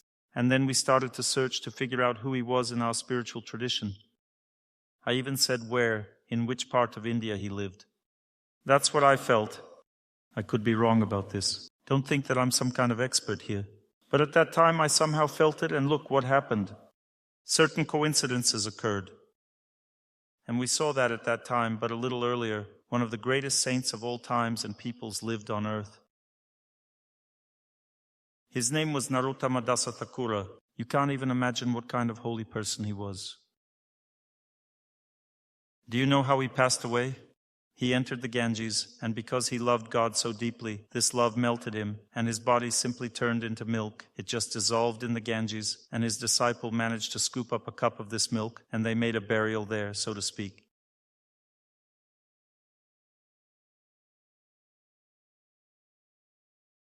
You can come and pay your respects to this holy person. This is a documented fact. He passed away dissolving in the Ganges. The body dissolved. They saw how it gradually dissolved. He asked, "Bathe me." His students began to bathe him, and they saw how his body was dissolving. And when they became frightened by this, the Ganges began to churn in that place, and he himself dissolved completely and turned into milk. So, his students documented this and his entire life because he performed many such miracles. And 20-30 years after he passed away, somewhere in that place where he lived, I saw the life of this person. And it seems he received the mercy of some disciple of Narottama Dasa Thakura. So you know what this person told me? He said that once in his life there was an incident when he read about Narottama Dasa Thakura's life, and the next day at night he cried out, jumped up in a state of mad happiness and began shouting, "Narottam, Narottam," and only then did he come to his senses.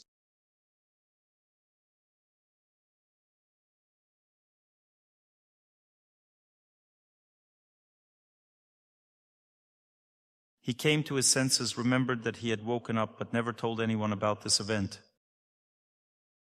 This was a very intimate thing in his life. He started screaming with very strong pain in his heart and love. But he didn't know this story yet at that time, which I told him.